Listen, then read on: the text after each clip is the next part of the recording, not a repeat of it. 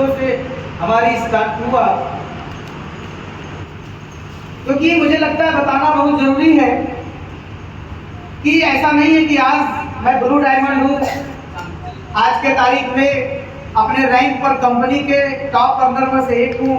आज औसतन मेरी इनकम 5 लाख रुपए महीने की होती है। आज के तारीख में कोई टारगेट नहीं जो हमने अचीव न किया हो कंपनी से। आज हर साल 4 से 5 विदेश यात्रा की फैमिली हो रहा है। 1 लाख से ज़्यादा का नेटवर्क को मैं रिप्रेजेंट कर रहा हूँ। आज के तारीख में टोटल 100% पैसिव इनकम ले रहा हूँ। आज के तारीख में पूरी तरीके से सिक्योरिटी प्लान मेरे साथ चलता रहता है।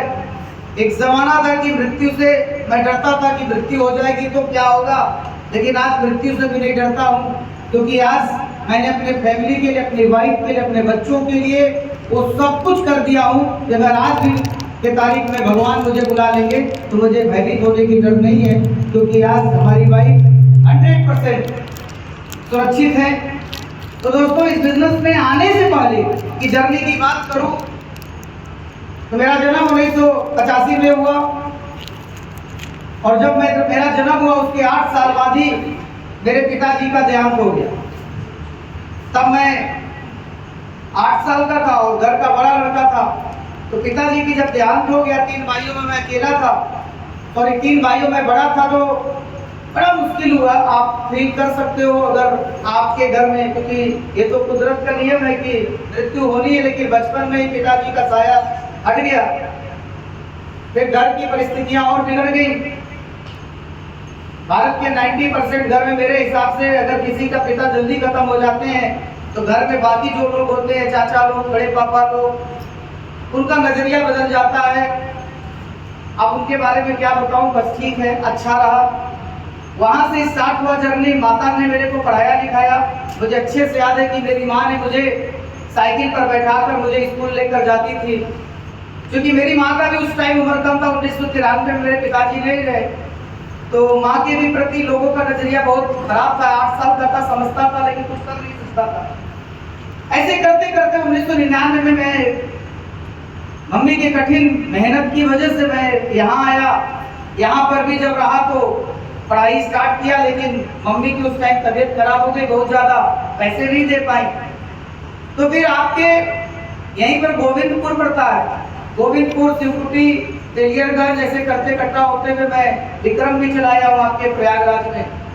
विक्रम चलाता था, उस समय विक्रम बहुत चलती थी। अभी मैं आया प्रयागराज बहुत दिनों बाद, मतलब बीच में एक बार सर ने बुलाया था, उसको छोड़ दूं तो मैं बहुत दिन बाद, और मैं कल से आया, मतलब लखनऊ से मैं एक दिन पहले यहाँ आया, सिर्फ इसलिए कि मैं अपनी पुरानी यादों को देखना चाहता था। कल मैं बहुत घूमा, मैं पूरा गलेरिया गया जहाँ से विक्रम चलाता था, जहाँ से गाड़ियाँ स्टार्ट होती थी। फिर उधर होते हुए शिवकुटी आश्रम घूमा, अपने पुराने स्कूल गया, अपने टीचर्स से मिला। मेरे जो प्रिंसिपल मैम थी वो अब इस दुनिया में नहीं है, लेकिन उनकी बच्चे इस टाइम चला रहे हैं स्कूल को, उनसे मुलाकात किया। मैंने 1 घंटा जब इंटर पास किया था तो 1 घंटा मैंने, घंटा मतलब जो बजाने वाला होता है, तो हम लोगों ने गिफ्ट किया था, चंदा लगा, घंटा आज भी है, और उस पर हम लोगों ने अपना नाम लिखवाया था। वो नाम है, मैंने मैं तो मैं मेरा नाम लिखा है। तो ऐसे स्टार्ट हुआ हमारा भी जर्नी। फिर ऐसे करते करते बहुत कुछ हुआ।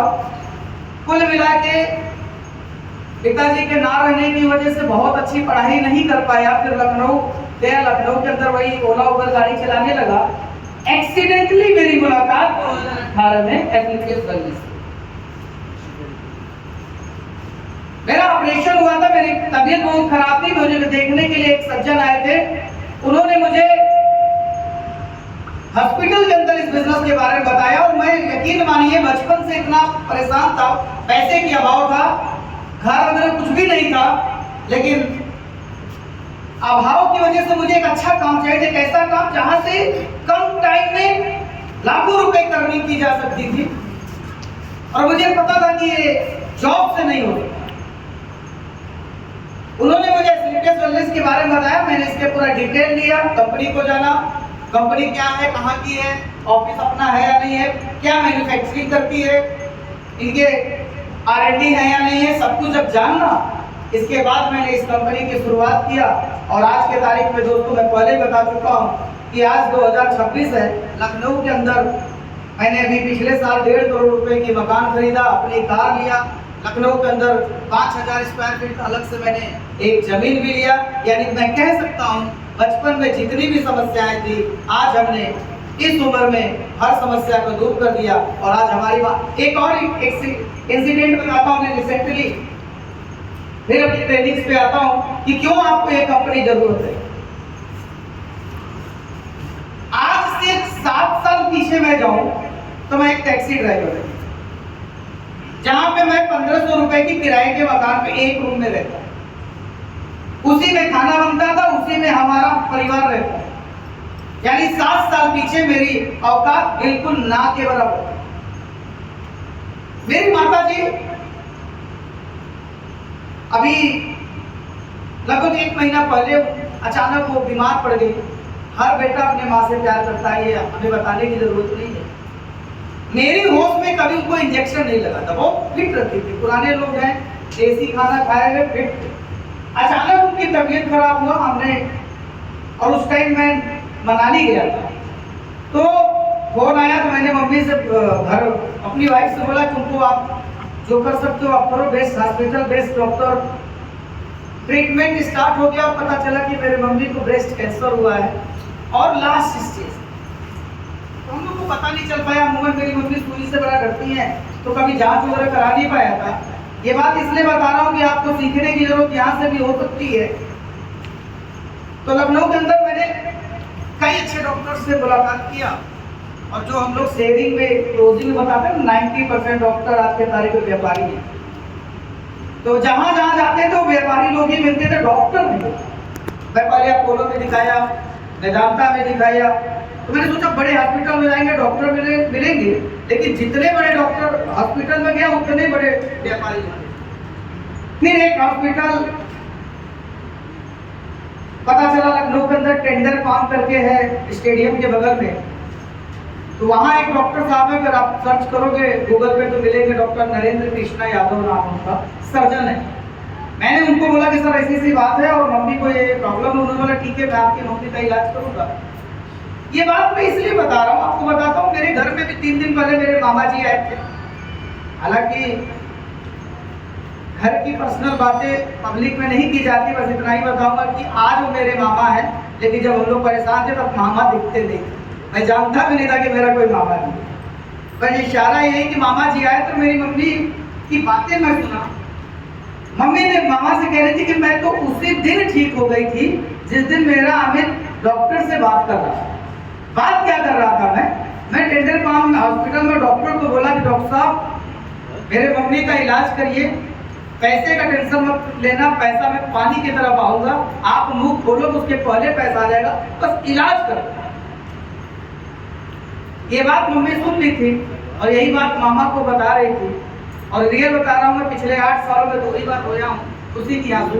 एक बार जब डायमंड बना था तब आंसू आया था, और एक बार जब मम्मी के मुंह से बात सुना कि मैं उसी दिन ठीक हो गई जिस दिन मेरा बेटा के पास इतनी औकात आ गई थी, उसने बोला कि जितना पैसा लगेगा उतना लगाओ। तो मैं ईश्वर से प्रार्थना करता हूँ यहाँ बैठे सभी लोग कि आप लोग इतने पैसे कमाएं कि परिवार में अगर कोई दिक्कत आए तो आप बेस्ट से बेस्ट इलाज करा सकें। और ईश्वर से प्रार्थना करता हूं कि कम से कम आपको भी खुशी का आंसू रोने का मौका, खुशी की आंसू रोने का मौका मिले, क्योंकि रोते तो सभी लोग हैं लेकिन बहुत कम लोगों के जीवन में खुशी के आंसू मिले। और मैं तो खुशनसीब हूँ कि पिछले 8 साल में 2 बार।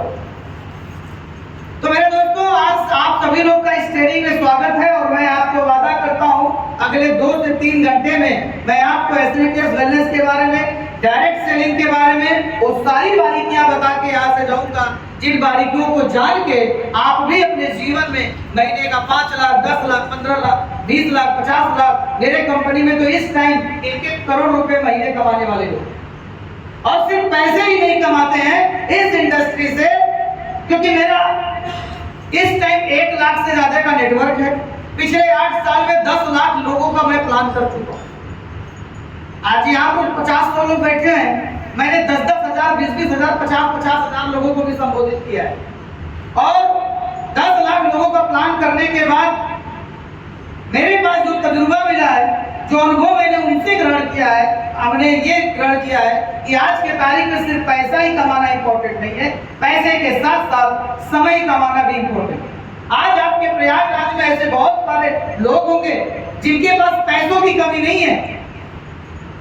मैं आज महीने का 5 लाख कमाता हूँ, आपके प्रयाग में ऐसे लोग होंगे जो रोज के 5 लाख कमाते हैं। उनके पास पैसे हैं लेकिन टाइम नहीं है। उनका बच्चा बोलता पापा पेरेंट्स डे पर आना, वो आ नहीं पाते हैं। वाइफ कहती है कि शादी पड़ी है चलना है, वो शायद जा नहीं पाते हैं। दुनिया की बात छोड़ो, खुद को समय नहीं दे पाते। न सोने का टाइम है, न उठने का टाइम है, न खाने का टाइम। तो आज मैं अपने ट्रेनिंग से के माध्यम से 3-4 चीज क्लियर करूंगा कि आप एसरीपीएस से पैसे आपको क्यों कमाना चाहिए। क्योंकि मैं जहां तक अभी फील कर रहा हूँ, आज इस कंपनी से सिर्फ हम लोग को ना केवल पैसा ही मिलता है, बल्कि पैसे के साथ साथ पूरी समय की आजादी हमारे पास है, सिक्योरिटी पूरी पड़ा हुआ है। तो दोस्तों बस इतना ही चाहूंगा, क्योंकि आप ज्वाइनर हैं। मैंने अपना मोबाइल देखो साइलेंट कर रखा है, किसी भी प्रकार, एक बार मैं फिर से रीचेक कर लेता हूँ, साइलेंट है। मैंने अपना मोबाइल साइलेंट कर लिया। मैं उम्मीद करता हूँ कि चूंकि प्रयागराज के लोगों के अंदर इतना ज्यादा संस्कार है, इतने अच्छे लोग आप लोग हैं, क्योंकि मैं यहाँ रहा हूँ, मैंने पूरी इंडिया में इस टाइम घूम चुका हूँ, ट्रेनिंग दे चुका हूँ। मैं इतना कह सकता हूँ कि अगर सबसे अच्छे ज्यादा लोग मुझे कहीं के दिखते तो यही के लोग, तो आप लोग अच्छे लोग आप लोग समझेंगे। क्योंकि मैं जो भी बोलूंगा आपके लिए आया हूँ, आपको बोलूंगा। गर्मी आपको भी है, गर्मी हमें भी है। तो इस ट्रेनिंग का नाम है मेरे दोस्त फ्रेशर ट्रेनिंग। तो वीक 1 इसमें लिखा है, क्योंकि हम 4 सप्ताह में 4 ट्रेनिंग डिजाइन किए हैं। मैं आपको फर्स्ट चैप्टर दिखाऊंगा, यानी कह सकते हैं हमारी फिल्म के 4 पार्ट। फर्स्ट पार्ट के बारे में चलते हैं, जैसे धुरंधर है कि first part, second part, third तो में है ही नहीं, लेकिन हमारे पास 4 पार्ट। हम आपको फर्स्ट पार्ट का पिक्चर दिखाने जा रहे हैं। तो आज की पहली स्लाइड आपके बीच में आ रही है, जिसको बोलते हैं, हेडिंग आप देख रहे हैं, what is direct selling. Direct selling क्या है? डायरेक्ट सेलिंग क्या है, ये भारत के लोग जानते नहीं करते, या यूं कहें अगर जानते हैं तो समझते नहीं। मैं आपको बताता हूं दोस्त, जैसे आप लोग फील्ड में जाते हैं, मैं भी फील्ड में जाता हूं।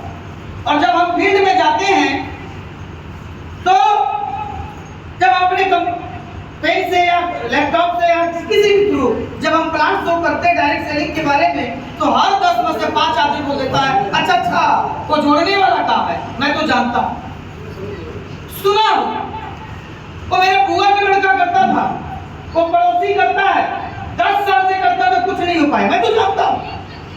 अरे ये सब चीजें मत बताइए, मैंने बहुत देखा है। ऐसे लोग बोलते कि मैं तो जानता हूं। तो मेरे दोस्त, पहले तो इसका उत्तर यह है कि कोई भी काम जानने से नहीं होता। अगर आप भी जानते हैं, इसका मतलब नहीं कि आप डायमंड बन जाएंगे। जानने से तो कुछ होता ही नहीं। और जितने भी लोग मेरे से आप अब पूछते हैं कि मैं जानता हूं, तो मैं भी कहता हूं यस सर आप जानते हो, लेकिन जानने से उस फील्ड में सक्सेस नहीं मिल सकता। वो होता कैसे? तो मैं कहता हूं गाना गाना जानते हैं आप? ऐसा कौन इंसान है यहाँ पर जो गा नहीं सकता? हर इंसान गा सकता है, और हम गाते भी, गुनगुनाते भी हैं। हम नहाते नहीं, गुनगुनाते हैं। अकेले रहते, कार ड्राइव करते तो उसमें गुनगुनाते हैं। कोई भी गाना आप क्या गुनगुनाते नहीं क्या? यहाँ पर बैठा हर इंसान गाना गाना जानता है। लेकिन सवाल ये उठता है कि क्या अगर आप गाना गाना जानते हैं तो क्या आप अरिजीत सिंह, सोनू निगम, उदित नारायण बन सकते हैं? जानते तो नहीं आप, लेकिन क्या आप सिंगर बन सकते हैं? सवाल ये। यहाँ पर ऐसा कौन इंसान है जो क्रिकेट खेलना नहीं जानता? हर व्यक्ति जानता है क्रिकेट खेलना। सबको पता है कि एक बॉल होती है, एक बैट होता है, सामने एक बॉलर होता है, उसके सामने बैट्समैन होता है, 11 प्लेयर होते हैं, पीछे विकेट कीपर होता है, उसके आगे अंपायर होता है। बॉलर बॉल फेंकता है, अगर बैट्समैन ने मार दिया बाउंड्री तो बाउंड्री हो जाती है, बोल्ड हो गया तो आउट हो जाता है। सबको पता है क्रिकेट। कौन नहीं जानता क्रिकेट? लेकिन सवाल ये उठता है कि आप जानते तो हो क्रिकेट खेलना, लेकिन क्या विराट कोहली, रोहित शर्मा या अभिषेक शर्मा बन सकते हैं? क्या आप सचिन तेंदुलकर बन सकते हैं? नहीं। जानते तो हैं आप। तो बात ये नहीं कि आप डायरेक्ट सेलिंग जानते हैं। जैसे क्रिकेट खेलना आप जानते हो, गाना गाना जानते हैं, सांसद कैसे बना जाता है ये बात भी आप जानते हैं, हीरो कैसे बना जाता है ये भी बात आप जानते हैं, हर बात आप जानते हैं, लेकिन आप बन नहीं सकते। ठीक वैसे ही डायरेक्ट सेलिंग भी आप जानते हैं और जानने से आप डायमंड कभी बन जानना नहीं पड़ेगा। जानने से कुछ नहीं होता है, समझने से। जानना और समझना दो अलग बात हो गई। जिस दिन जिस इंसान को क्रिकेट की समझ आ गई वो विराट कोहली बन गया, जिस इंसान को सिंगिंग का समझ आ गया वो कुमार सानू बन गया, जिस इंसान को एक्टिंग की समझ आ गई वो अमिताभ बच्चन बन गया। यानी समझ का डेवलप होना बहुत जरूरी है। डायरेक्ट सेलिंग इंडस्ट्री में हमारी बिल्कुल ऐसी ही मेरे दोस्त। डायरेक्ट सेलिंग हमारी कंपनी में आज के तारीख में 80 लाख लोग जुड़ चुके हैं, उनमें से हम 700 लोग केवल डायमंड, केवल 700 लोग, 80 लाख में से 700 डायमंड हमारे कंपनी में। ये छोटी, ये आंकड़ा भी छोटा नहीं। अगर हम इंडियन डायरेक्ट सेलिंग की बात करेंगे तो पिछले 11 साल में एक भी कंपनी आज तक नहीं बनी जिसने मात्र 11 साल में 700 डायमंड बनाया होगा। अगर इस पर हम बात करेंगे तो हम बहुत ग्रोथ कर, हम इंडिया की टॉप ग्रोथ कंपनी में से एक है, लेकिन हम लोग फिर भी निराश हैं। हमारा मानना है कि 80 लाख में से कम 80,000 डायमंड होने चाहिए। हम प्रयास भी करते हैं कि लोग हमसे जुड़ते तो डायमंड बने, लेकिन हमारे प्रयास करने से नहीं होता है, हम उन्हें समझाने की बात करते हैं। क्योंकि हमारे देश में लोग आज के तारीख में इंडस्ट्री अभी नहीं है तो लोग समझने से डरते हैं, वो करना ही नहीं चाहते। क्योंकि एक आंकड़ा हमारे बीच में आता है कि हमारा भारत देश के ज्यादातर लोग उस काम को बाद में करते हैं, जो काम, कोई भी काम बाद में करते हैं, पहले आता तो करते ही नहीं। हमारे देश में वर्तमान समय में हर युवा नौकरी करना चाहता है, चाहे उसे छोटी सी नौकरी क्यों न मिल जाए, उसका पहला टारगेट होता है मुझे नौकरी चाहिए। लेकिन आप इतिहास उठाकर देखिएगा, जिस नौकरी को आज हम लोग बहुत प्यार करते हैं, इस नौकरी का भी शुरुआत में विरोध होगा। आप अपने घर जाइएगा, अपने घर जाने के बाद अपने सबसे बुजुर्ग व्यक्ति से आप बात करिएगा और पूछिएगा कि बाबा, जब आप 18 साल के थे तो उस टाइम सरकारी नौकरी कर पाना आसान था या कठिन था? तो बाबा बोलेंगे बेटा हमारे जमाने में तो वैकेंसी जितनी आती थी उससे कम लोग ही पहुंच पाते। तो बाबा क्यों नहीं करते? उत्तर एक ही शुरुआत की नौकरी। हर चीज का विरोध हुआ, कंप्यूटर उद्योग आया इसका विरोध हुआ, लेकिन आज है मोबाइल आया इसका विरोध हुआ, लेकिन आज है। तो मेरे दोस्त, एक डेटा के अनुसार हर चीज का जैसे विरोध होता है वैसे ही हर अच्छे चीज का विरोध होता है, वैसे डायरेक्ट सेलिंग का भी विरोध। अभी बहुत सारे लोगों से मैं मिलता हूं, मैं पूछता हूं, बहुत सारे हमारे लखनऊ के आज की युवा है जो फिल्म इंडस्ट्री में जाना चाहते हैं। मैं पूछता हूं कि आप फिल्म इंडस्ट्री में जाना चाहते हो? बोलते हैं सर। मैंने कहा आपको पता है कि इस इंडस्ट्री की शुरुआत कैसे हुआ? भारत की पहली पिक्चर कौन सी थी? तुरंत बता देता, यहाँ बैठा हर आदमी बता दे, क्योंकि हम इतना ही पढ़े कि भारत की पहली पिक्चर कौन सी, हमने पढ़ लिया, काम खत्म। लेकिन उस फिल्म को बनाने से पहले की कहानी बहुत कम लोग जानते हैं। लगभग 1915 के आसपास पहली पिक्चर भारत में रिलीज हुआ, दादा साहब फाल्के जी ने रिलीज किया, दादा साहब फाल्के जी ने बनाया। उनका कहानी छोटी सी 1 मिनट में क्लियर करना चाहता हूँ, इससे कुछ मैसेज आपको मिलेगा। जब भारत की पहली पिक्चर बनी, आपको पता है नाम क्या उसका? यस, सबको पता है ना? किस सन में बना ये भी आपको पता होगा, लेकिन कहानी है कि दादा साहब फाल्के भारत के रहने वाले थे, ठीक ठाक परिवार से थे। वो एक बार विदेश गए घूमने के लिए यूके। वहां पर जब वो गए तो वहां के लोग 1915 में, 15 क्या 13 की बात करो, 1913 में भारत देश की अगर बात करो तो यहाँ पर मनोरंजन का कोई साधन नहीं था। तो जब दादा साहब वहां से लोग क्या देखे कि वहां के लोग तो फिल्में बनाते हैं, उन्होंने वहां के फिल्म बनाने के सारे टूल्स को खरीदे, इंडिया में आए, बड़े उत्साह के साथ आए कि मैं पिक्चर बनाऊंगा। लेकिन जैसे यहाँ पर वो आते हैं, लोगों को बताते कि भाई हीरो बनना, हीरोइन बनना है, गुंडा बनना है, फिल्म है, नाटक रहेगा, फिल्म बनेगी, जो फिल्मों में काम करेगा उसे पैसा मिलेगा और बाकी लोग का मनोरंजन होगा। सर यकीन मानो आप कि ये घटना उस जमाने हमारे जितने भी पूर्वज थे, हम सबके पास ये मौका था कि वो फिल्मों में काम कर सके, लेकिन है तो हम भारतीय, और भारतीयों की कहानी है कि जब कोई काम हो जाता है तब हम विश्वास करते हैं।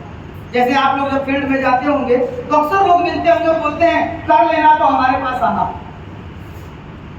तो उनको भी बोला अरे नाच गा के कोई पैसा कमाता है क्या?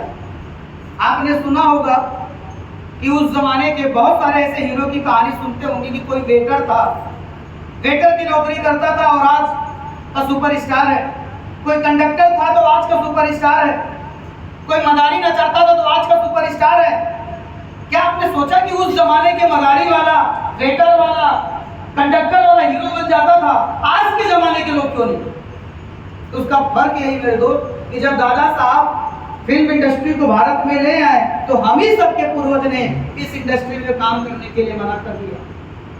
जब सब लोग काम करने से मना कर दिए तो मजबूर होकर दादा साहब ने अपने सबसे छोटे बेटे को साड़ी पहनाया, लड़कियों को कपड़ा पहनाया और उसे हीरोइन बनाया और बड़े वाले को हीरो बनाया। मजबूरी में उनके घर के लोगों ने इंडस्ट्री में काम किया, फिल्म में काम किया, पहली पिक्चर रिलीज हुई और जब रिलीज हुआ, और भारत देश की बात है, जब काम चलने लगता है तो लोग पीछे से लाइन लगा लेते हैं। उस जमाने में इस इंडस्ट्री में आने से कोई तैयार नहीं था। मजबूरी में गरीब तबके के लोग आए जो आज के सुपरस्टार हैं, चाहे अमिताभ बच्चन साहब हो, चाहे अक्षय कुमार जी हो, या कोई भी प्रभु देवा हो, या रजनीकांत जी हो। ये लोग बहुत अच्छी फैमिली से बिलोंग नहीं करते, जिनके पास ऑप्शन नहीं था।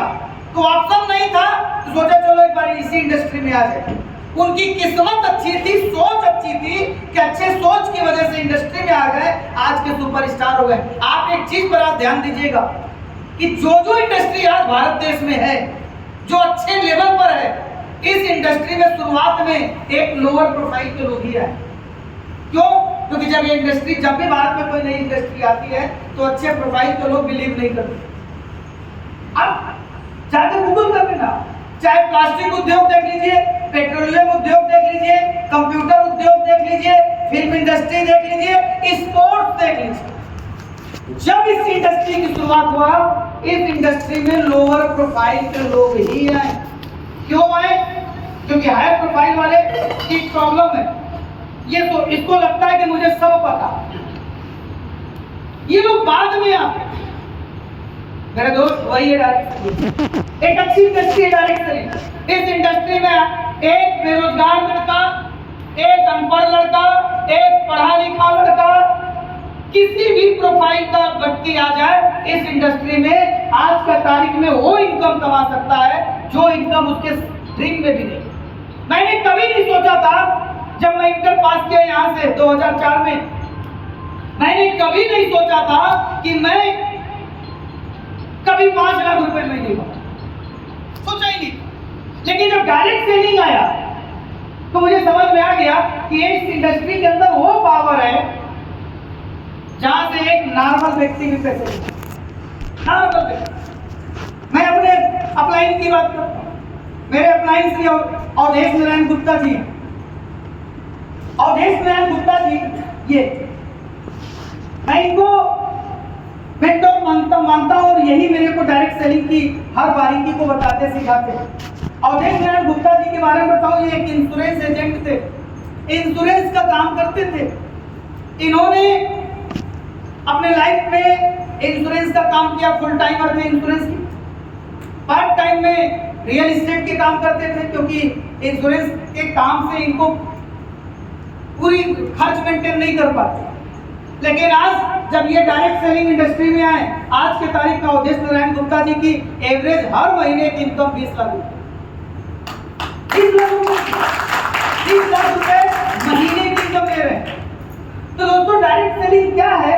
Direct selling is an advance version of selling product. हमारा डायरेक्ट सेलिंग खरीदने और बेचने का ही काम है, ऐसा नहीं कि कुछ गुमराह करने से। कि आज की तारीख में डायरेक्ट सेलिंग के नाम पर बहुत सारे लोग मनी रोटेशन का काम करते हैं, पैसे को मल्टीप्लिकेशन करने का काम करते हैं, वो डायरेक्ट सेलिंग नहीं। डायरेक्ट सेलिंग में प्रोडक्ट बेचने का काम। जिस भी कंपनी में प्रोडक्ट है, अच्छे प्रोडक्ट है, जो कंपनी प्रोडक्ट की मैन्युफैक्चरिंग करती है, उन प्रोडक्ट को बेचने का ही काम है डायरेक्ट सेलिंग। मनी रोटेशन करने का काम नहीं है। इस बात को आपको समझना पड़ेगा, क्योंकि भारत देश में बहुत सारी कंपनियां हैं जो मनी को, पैसे को अदला बदली करके पैसे कमाने की बात करते हैं। वो डायरेक्ट सेलर नहीं है, लेकिन हम उनको डायरेक्ट सेलिंग के नजर से। तो मेरे दोस्त, डायरेक्ट सेलिंग को समझ लीजिए।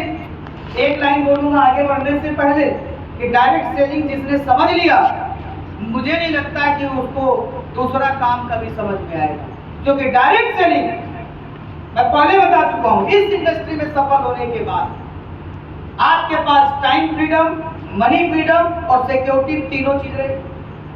तो अगर आप किसी और फील्ड में सफल हो जाए, मैं एक और एग्जांपल देता हूं, थोड़ा सा दर्दनाक एग्जांपल। मेरे अपार्टमेंट के में सामने एक डॉक्टर फैमिली रहती है, बड़े अच्छे सर्जन थे, हस्बैंड वाइफ दोनों डॉक्टर। चूंकि हम और डॉक्टर साहब डेली घूमने जाते थे, मॉर्निंग टाइम में हम लोग एक्सरसाइज करते थे, घूमते थे, हम लोग जिम भी साथ में काफी टाइम किए, बैडमिंटन साथ में खेले हैं। हमारा उनका फेवरेट टर्म्स MBBS MS, वो भी, उनकी वाइफ भी लखनऊ के एक अच्छे हॉस्पिटल में, उनका बहुत अच्छा हस्बैंड जॉब करते थे और वो वाइफ का अपना खुद का क्लिनिक था। 3 बच्चे उनके, एक बेटी 2 बेटा, बहुत अच्छे वो डिग्री उनके पास। लेकिन ऊपर वाले की क्या मंजूरी थी, एक दिन की घटना ये है कि हस्बैंड वाइफ दोनों लोग कहीं जा रहे थे और कार एक्सीडेंट होता है, सुना भी होगा आपने, एक्सप्रेसवे पे, और उन दोनों लोग की मृत्यु। आप जरा सोच के देखो, पति पत्नी दोनों MBBS थे, बच्चे छोटे थे, सब बिटिया उनकी 11 साल की, मान लो बच्चा 9 साल का रहा होगा और 1-2 साल छोटा और छोटा वाला बेटा। पति पत्नी दोनों खत्म हो गई। स्थिति यह आ गई मेरे दोस्त कि दोनों ने MBBS की पढ़ाई की थी, क्लिनिक चलता था, लेकिन जाने के बाद सब बंद हो गया। ज्यादातर काम उन लोगों ने लोन लेकर किया था, बहुत सारे दिक्कत आ गए, अपार्टमेंट भी लोन पर था, EMI भरना बंद हो गया। हालांकि वो बच गया क्योंकि उसका इंश्योरेंस था, लेकिन मेरे दोस्त आज बच्चों की स्थिति बहुत खराब हो गई। इनकमिंग नहीं है, महीने की खर्च जो होते हैं, पर डे की जो खर्च, वो मेंटेन करना बहुत मुश्किल है। हम सारे अपार्टमेंट वाले लोग मिलके, हेलो, हमारे अपार्टमेंट में सब बेचारे अच्छे लोग हैं, कुछ बच्चों को जो भी हम कर सकते हैं करने का प्रयास करते हैं। लेकिन सवाल ये है, उन दोनों ने तो MBBS किया था, देश की सबसे अच्छी पढ़ाई में से एक किया था, MBBS होने के बाद भी उनके पास सुरक्षा नहीं थी। इंश्योरेंस वगैरह था, वो भी पैसा मिला है। मैं सबको बोलना चाहूंगा, भाई साहब, अगर आपके पास इंश्योरेंस नहीं तो आप करवा के रखना, विकट परिस्थिति में बहुत साथ देती है, खासतौर से health insurance, life insurance, term plan. लेकिन प्रॉब्लम ये है कि जब इंसान चला जाता है तो इंश्योरेंस कंपनियां भी तो वन टाइम ही देती है, बार बार थोड़ी देती। आज उन बच्चों के पास पर डे के खर्च को मेंटेन करने की कुछ नहीं, बस समझना है आपको है कि डॉक्टर साहब आप हमारे बीच में नहीं है। मैं ईश्वर से प्रार्थना करूंगा कि उनकी आत्मा को शांति दे, और मैं जरूर इतना बोलना चाहूँ कि उनके बच्चों को जो हो सकेगा, हम पूरे कॉलोनी के लोग प्रयास करते हैं, उनकी पढ़ाई सब कुछ करवाने का प्रयास करते हैं। लेकिन एक बात समझना है कि अगर इसका उल्टा हो गया होता तो समझिएगा। उल्टा का मतलब, अगर आज मेरी मृत्यु होती पत्नी के साथ, मेरी आज मृत्यु हो गई होती, मैं घर से जा रहा था, मेरी वाइफ बेटी है, हम दोनों की मृत्यु हो जाता, मेरा छोटा सा बच्चा है, आपको बता रहा हूँ, हमारा आत्मा नहीं भटकता, क्योंकि मेरी मृत्यु के बाद मेरा अभी 1 साल का बेटा है, जब तक जिंदा रहेगा हमारी कंपनी 5 लाख रुपए महीना देती रहेगी। अब आप मुझे बताओ कि डायरेक्ट सेलिंग करना चाहिए कि नहीं? सिक्योरिटी नहीं है अपने पास। देश के 99% मेरे हिसाब से, मेरी सोच के हिसाब से लोगों के पास सिक्योरिटी नहीं है। मेरे पास बहुत इंश्योरेंस है, मेरा हेल्थ इंश्योरेंस है, लाइफ इंश्योरेंस, टर्म प्लान सब है मेरे पास। लेकिन मैं एक चीज खोल के कहता हूँ, दिल खोल के बोलता हूँ, ये सारी इंश्योरेंस कंपनियां वन टाइमर, लेकिन जो हमारी कंपनी 5 लाख रुपया फुल टाइम, उसको जब तक जिंदा रहेगा मेरा बेटा उसे मिलता रहेगा। मुझे बताए, अगर ऐसा आपके साथ हो जाए तो अच्छा रहेगा कि नहीं अच्छा? लेकिन वो डायरेक्ट सेलिंग से ही पहुंचे। डायरेक्ट सेलिंग सिर्फ प्रोडक्ट ही बेचने का काम नहीं है। प्रोडक्ट जो बेचा, उसके बदले में जो चीज आपको मिल रहा है, वो शायद कोई और इंडस्ट्री वाला नहीं देगा। होगा, लेकिन मेरी जानकारी में नहीं। अगर आपकी जानकारी में तो पता। लेकिन डायरेक्ट सेलिंग इंडस्ट्री एक ऐसा इंडस्ट्री है जहां पे सफलता पाने के बाद कुछ सब कुछ आपको मिल जाता है जो एक सफल आदमी के पास है। दोस्तों, डायरेक्ट सेलिंग की खूबसूरती आप देखिएगा next slide. History of direct selling बताने की जरूरत नहीं है। 1910 में स्टार्ट हुआ, 1951 में टापरवेयर की कंपनी थी, यूएसए में स्टार्ट हुई, और 1996 में मोदी केयर भारत में पहली कंपनी बनी, और एम्बे भारत में 94-95 है। भारत की पहली देसी कंपनी मोदी केयर है। और ऊपर की लाइन पढ़ लीजिएगा, the first direct selling company was established in 1886 by an American businessman. Bharat दुनिया में सबसे पहले 1886 में डायरेक्ट सेलिंग की स्टार्ट हुआ परफ्यूम से। तो हिस्ट्री जानने की जरूरत नहीं है, हिस्ट्री बहुत पुराना है, लेकिन भारत में डायरेक्ट सेलिंग 1996 से स्टार्ट।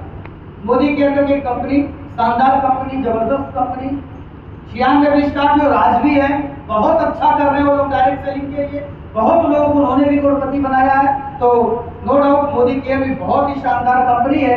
लेकिन प्रश्न ये उठता है कि जरूरी नहीं है जो सबसे पहले आया हो वही सबसे पहले लोगों को ज्यादा कामयाब करता है। बहुत पहले है, ठीक है, बहुत अच्छा बात है, वो दोनों दुराचार है, लेकिन अर्जुन जैसी पावर हमारे एसलीपीएस वेलनेस में, जिन्होंने कम टाइम में बहुत कुछ अचीव किया। तो अगली स्लाइड आप देखिए जो जरा बहुत इंपॉर्टेंट है आपके लिए, ब्यूटी ऑफ डायरेक्ट। मैं फिर से पिछले स्लाइड से कनेक्ट करता हूं।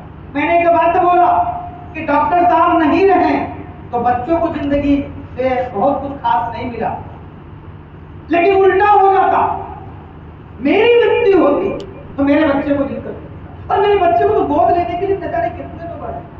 आप मुझे बताओ, जिसे भी पता चलेगा मेरे रिलेटिव में कि इस लड़के को हर महीने 5 लाख रुपए आएगा, अभी 1 साल का है, लेकिन उसका तो भी हो सकता है अकाउंट भी ना खोले, तो उसको पालने पोसने वाले को मिलेगा, तो उस लड़के को तो पता नहीं कितने मामा मिल जाएंगे, हैं?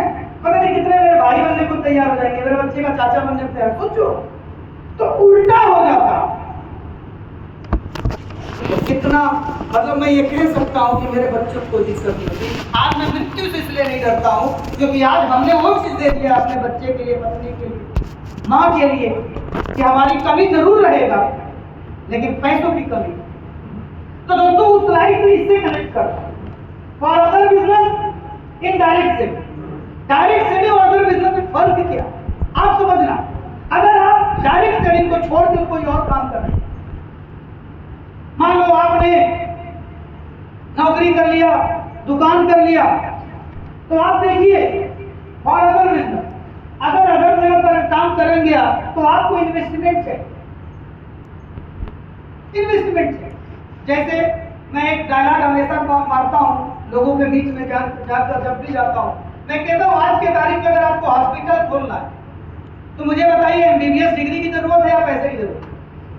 एक तरफ एमबीबीएस डिग्री रखा है, उसके पास पैसा नहीं, एक तरफ अनपढ़ आदमी है लेकिन पैसा है, और हॉस्पिटल खोलना है, कौन खोलेगा? क्यों एमबीबीएस वाला नहीं खोलेगा? हॉस्पिटल खोलने के लिए डिग्री की जरूरत नहीं होती है दोस्त, हॉस्पिटल खोलने के लिए पैसों की जरूरत होती है। हॉस्पिटल खोलिए और डिग्री वालों को नौकरी पर रखिए। और आप देख लेना प्रयागराज में जितने भी बड़े हॉस्पिटल होंगे उनका मालिक हो सकता है डिग्रीधारी ना हो, लेकिन वहां काम करने वाले सब एमबीबीएस है। तो मान लीजिए आपको हॉस्पिटल ही खोलना है तो आपने इन्वेस्टमेंट कर लिया। मैं ये बात इसलिए बोल रहा हूँ क्योंकि मेरा आने वाला प्रोजेक्ट ही है। मैंने तो अपने वाइफ को बोला, माँ का इलाज कराने के बाद मैंने कहा कि यार जिस दिन ब्रांड एम्बेसडर बनूंगा मैं भी एक हॉस्पिटल, तो बोली हॉस्पिटल में खोलूंगा। मैंने कहा कि देखो बायोप्सी कराया, पेट स्कैन कराया, सब अरे इतने बर्बादी करते हैं कि जो चीज 2000-1500 रुपए में हो सकता है 22-22 हजार रुपए में, तो कम से कम इतना तो कर लो कि हम ऐसा हॉस्पिटल खोलें कि एक आम आदमी के लिए अपना जेब टटोलना न पड़े, बोर्ड पर लिखा रहेगा जो मर्जी दे दो, जो मर्जी ना हो तो भी ना। तो वो एक मेरा ड्रीम बन गया, ये मेरा पर्सनल ड्रीम है कि आने वाले टाइम में एक ऐसा हॉस्पिटल मैं खोलूंगा जहाँ के बोर्ड पर लिखा रहेगा मर्जी तुम्हारी, जो मर्जी दे दो। ये मेरा प्रोजेक्ट है। तो जब मैंने वाइफ को बोला तुम कह रही तुम लुट जाओगे, मैंने कहा कि ना, तुम यही बात नहीं समझ रही। जिस दिन ये बोर्ड पर लिख कर आएगा तुम देखना पैसों की कमी नहीं होगी, सबका इलाज होगा और एकदम बढ़िया फर्स्ट क्लास का मेदांता अपोलो टाइप का हॉस्पिटल। ये मेरा अगला लक्ष्य है और मैं बड़ा जिद्दी लड़का हूँ। मैंने जो अपने डायरी में लिखा है, जो टारगेट मैंने बनाया अपने डायरी को पूरा आज तक किया। और मुझे यकीन है जब तक हॉस्पिटल नहीं खुल जाएगा, टारगेट मतलब टारगेट बना के रखेंगे तो ईश्वर भी क्या करते हैं, सबको एक दिन बुलाएंगे। टारगेट बनाना क्यों जरूरी है? जहां तक मेरा मानना है कि अगर आपने कोई गोल बना रखा है, हालांकि गोल की स्लाइड आगे आएगी, लेकिन अभी एक पॉइंट आगे तो बोलना चाहता हूं कि अगर आपने कोई लक्ष्य बना रखा है, कोई गोल बनाइए कि मैं 2050 में एक हॉस्पिटल खोलने वाला हूं। मुझे लगता है कि सपोज यमराज जी आपको 2040 में उठाने वाले, तो जब देखेंगे करें इनको 2050 में हॉस्पिटल खोलने वाला है, अभी इसका टारगेट पूरा नहीं हुआ, इसको थोड़ी सी तो टारगेट इसलिए भी बना कर रखे कि जब तक आपका टारगेट नहीं पूरा होगा कोई कैसे कर सकता है। अच्छे काम पे टारगेट बनाइए। तो मेरा जो टारगेट है ब्रांड एम्बेसडर, इधर बैनर लॉन्च होगा और मैं आप सभी लोगों को, आप रहना हमारे साथ, आप रहना हमारे साथ। अगर रहेंगे तो आप देखेंगे इधर बैनर लॉन्च हुआ कि अमित कुमार ब्रांड एम्बेसडर बना, इधर हमारा हॉस्पिटल का भी ओपनिंग स्टार्ट हो जाएगा और वो हॉस्पिटल पैसे कमाने के लिए होगा, तो हॉस्पिटल लोगों की सेवा करने के लिए। इसीलिए मैं बोलता हूँ कि आज के तारीख में हॉस्पिटल खोलने के लिए एमबीबीएस डिग्री की जरूरत नहीं है। किसकी जरूरत है? पैसों की। तो मान लीजिए आप हॉस्पिटल खोलते हैं, इन्वेस्टमेंट चाहिए और बहुत इन्वेस्टमेंट चाहिए। होटल खोलने से ज्यादा कठिन काम है हॉस्पिटल खोलना। होटल से ज्यादा कठिन, होटल से वहां भी इन्वेस्टमेंट करो, नीड टाइम फाउंडेशन। हॉस्पिटल खोल रहे, होटल खोल रहे, स्कूल खोल रहे, यहाँ इन्वेस्टमेंट चाहिए और इन्वेस्टमेंट के साथ साथ वहां टाइम भी चाहिए कि भाई साहब पर डे आपका हॉस्पिटल ओपन होना चाहिए, पर डे स्कूल खुलना चाहिए, पर डे कोई भी काम करते हैं मैरिज हॉल खुलना चाहिए, यानी वहां समय भी चाहिए। और आप एक चीज और देख लीजिए, अगर आपने पैसे कमाने के उद्देश्य से कोई काम किए तो समय के साथ साथ वहां कंपटीशन भी होता है। आप देखो ना, कई बार ऐसा देखा गया कि दो भाई थे, एक भाई ने सब्जी बेचना शुरू कर, एक भाई ने सब्जी की दुकान खोल लिया और सब्जी की दुकान खोलने के बाद उसका अच्छा चलने लगा, कोई बिजनेस था। तो छोटे वाले ने क्या किया कि भाई का कॉपी कर लिया, उसने भी बगल में खोला और जैसे उसने बगल में खोल लिया तो आपने देखा हो कि बड़े और छोटे भाइयों का प्रेम वहीं पर खत्म होता, यानी भाई भाई का भी कंपटीशन चला देता है। ट्रेडिशनल मार्केट, वहां पर टैलेंट चाहिए। कोई भी बिजनेस करेंगे आपको टैलेंट की जरूरत होती है। बेचना, इस प्रयागराज में जब मैं था तो मैं देखा था उस टाइम कि हर व्यक्ति, बहुत सारे लोग थे जिन्होंने नया व्यापार शुरू किया लेकिन वो बेच नहीं पाए। इस प्रयागराज में ऐसे ऐसे लोग हैं जिनके पास पैसों की दिक्कत नहीं है, पैसे तो यूं आते हैं लेकिन उनके पास बेचने की कला नहीं। शोरूम खोला उन्होंने और बंद हो गया। मैं रास्ते में देख रहा था कोई बहुत बड़ी बिल्डिंग थी, मेरे ख्याल से मॉल खोल रहा बना होगा, जानता नहीं लेकिन स्ट्रक्चर देख के लगा था मॉल खोला था और बंद हो गया। मैंने कहा यार कितना बड़ा पूंजी लगा और बंदे ने लगाया और चल नहीं पाया, बंदे अच्छे। यानी टैलेंट की जरूरत है वहां बेचने के लिए। और आपको पता है जितना बड़ा इन्वेस्टमेंट होगा उतना ही बड़ा रिस्क। आप स्कूल खोल लो, होटल खोल लो, आप मैरिज लॉन खोल लीजिए, दुकान खोल लीजिए, रेस्टोरेंट खोल लीजिए, आप कोई शोरूम खोल लीजिए, जितना ज्यादा इन्वेस्टमेंट वहां पर करेंगे उतना ही बड़ा रिस्क होता है। ये आज के तारीख में भारत में लोग कर रहे हैं। लेकिन भाई डायरेक्ट सेलिंग क्या हो रहा है? डायरेक्ट सेलिंग का ब्यूटी आप समझिएगा। मैं घुमा के वहां लाता हूँ, दोनों को कंपेयर कर रहा हूँ ताकि आपको समझ में आ सके। डायरेक्ट सेलिंग में सबसे खास बात यहाँ जीरो इन्वेस्टमेंट है। जैसे यहाँ इन्वेस्टमेंट था, हॉस्पिटल खोलने के लिए पूंजी चाहिए, लेकिन डायरेक्ट सेलिंग करने के लिए किसी भी प्रकार की पूंजी की जरूरत नहीं। यहाँ आप सब लोग जुड़े हुए लोग हैं, आप सब लोग हमारे बिजनेस को कर रहे हैं। मुझे आपसे पूछना है कि आपने पैसा दिया है क्या हमारी कंपनी को? मैं जब लखनऊ से चला तो संतोष दुबे सर से मेरी बातचीत हुई, मनीष जी से बातचीत हुई। इन लोगों ने बोला कि सर हम आज जिसको आप प्लान करने आ रहे हो भगवान ने उनको मुंह दिया, बोलने का मुंह दिया। मैंने कहा बहुत बढ़िया। तो जब मैं भी पूछ रहा हूँ कि क्या आपने हमारी कंपनी में ज्वाइन करने के लिए कुछ पूंजी दिया है, तो 2-3 लोग को मुंह दिया था भगवान ने, तो उन्होंने बोल दिया। क्या आपने ज्वाइन करने के लिए हमारी कंपनी को पैसे दिए हैं? हमारे बचपन में मेरी दादी थी, जब मैं छोटा सा था तो हम कहानी सुनते, मेरी दादी सुनाती थी, मेरी नानी भी कहानियां सुनाई, और आपने भी सुना होगा। तो कहानी का एक नियम होता है। हाँ? एक था राजा, वो बोलता था हाँ या हूँ, और एक थी हूँ। तो एक बार राजा साहब जंगल गए, हाँ, फिर वहां पर सामने शेर मिला, हाँ। अब राजा ने उस अपने तीर धनुष से निशाना लगाया, अब वहीं पर हाँ करना बंद। तो दादी नानी समझ गई अब ये सो गया, अब ये कहानी अगले। मेरे दोस्त, मैं जानता हूँ आप बच्चे नहीं हैं, बल्कि मेरे उम्र में आप बड़े हैं, मेरे बड़े भाई की तरह आप लोग। हो सकता है कि आप लिख भी न दें मुझे, लेकिन इतना जरूर बता रहा हूँ, जो पॉइंट मैं आपको लेके आया हूँ, इसको जानने के लिए लोग MBA करते हैं और बड़ी परीक्षाओं से गुजरते हैं। इस चीज को जानने के लिए लोग 50,000 1 लाख रुपए भी खर्च करते हैं। मैं आपसे गुजारिश करूंगा कि कहानी के तौर पे समझिए। अगर मैं पूछने के उद्देश्य क्या कि आप सोए, नहीं तो अगर मुझे केवल बताना हो तो मैं एक लेक्चरर की तरह बोलता चला जाऊंगा। मैं पूछ क्यों रहा हूँ? ताकि आप इन्वॉल्व रहे हमारे साथ, आपको नींद ना आए।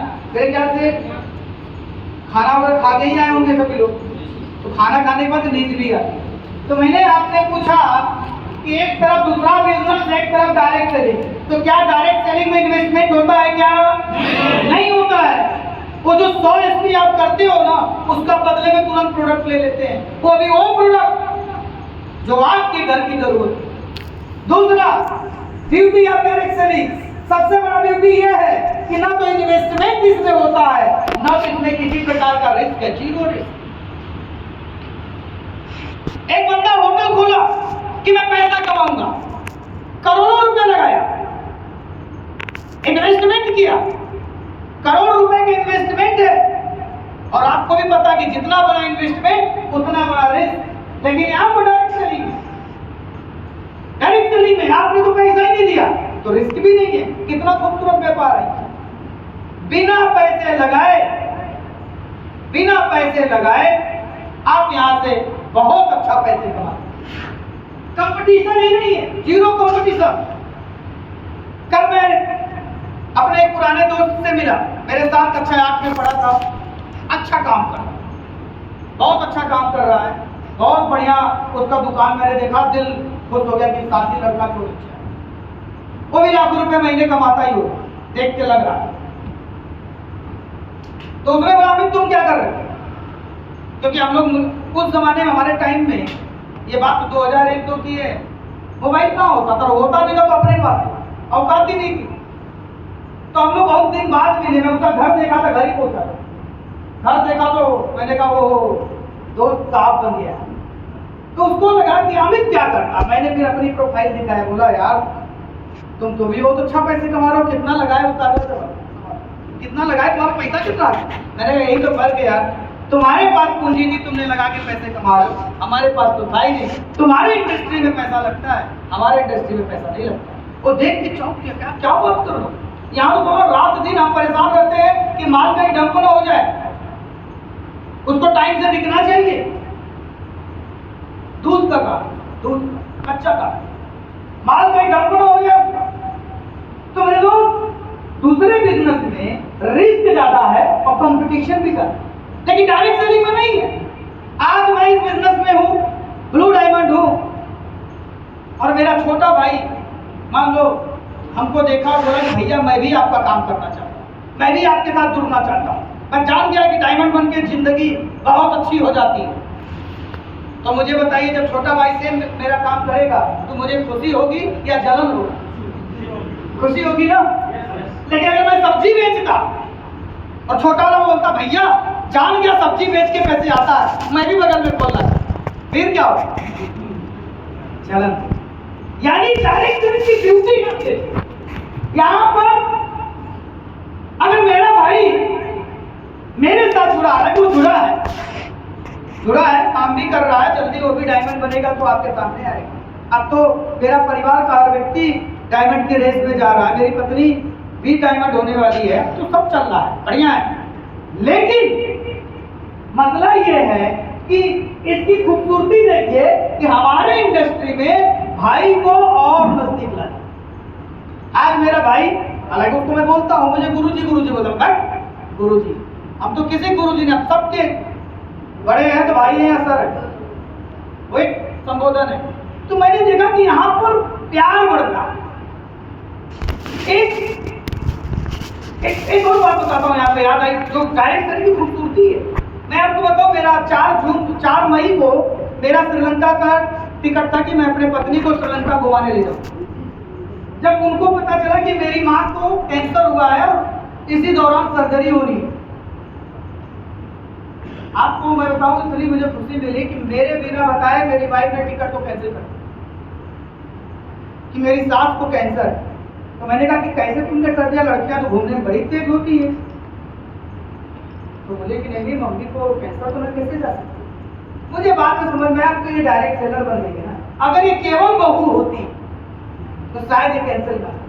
डायरेक्ट सेलिंग में क्या होता है कि जब यहाँ ट्रेनिंग में लोग आते हैं ना तो उनको एक अच्छा कल्चर भी मिल जाता है, संस्कार मिल जाता है, एक दूसरे का रिस्पेक्ट करने के लिए मिल जाता है, आदर सम्मान बढ़ जाता है। डायरेक्ट सेलिंग सिर्फ पैसे कमाने की इंडस्ट्री नहीं है। यहाँ पर मैं तो कहता हूँ, अगर मेरा बेटा बिगड़ गया तो उसको डायरेक्ट सेलिंग की मीटिंग में लाना शुरू कर दीजिए, देखिएगा पक्का सही हो।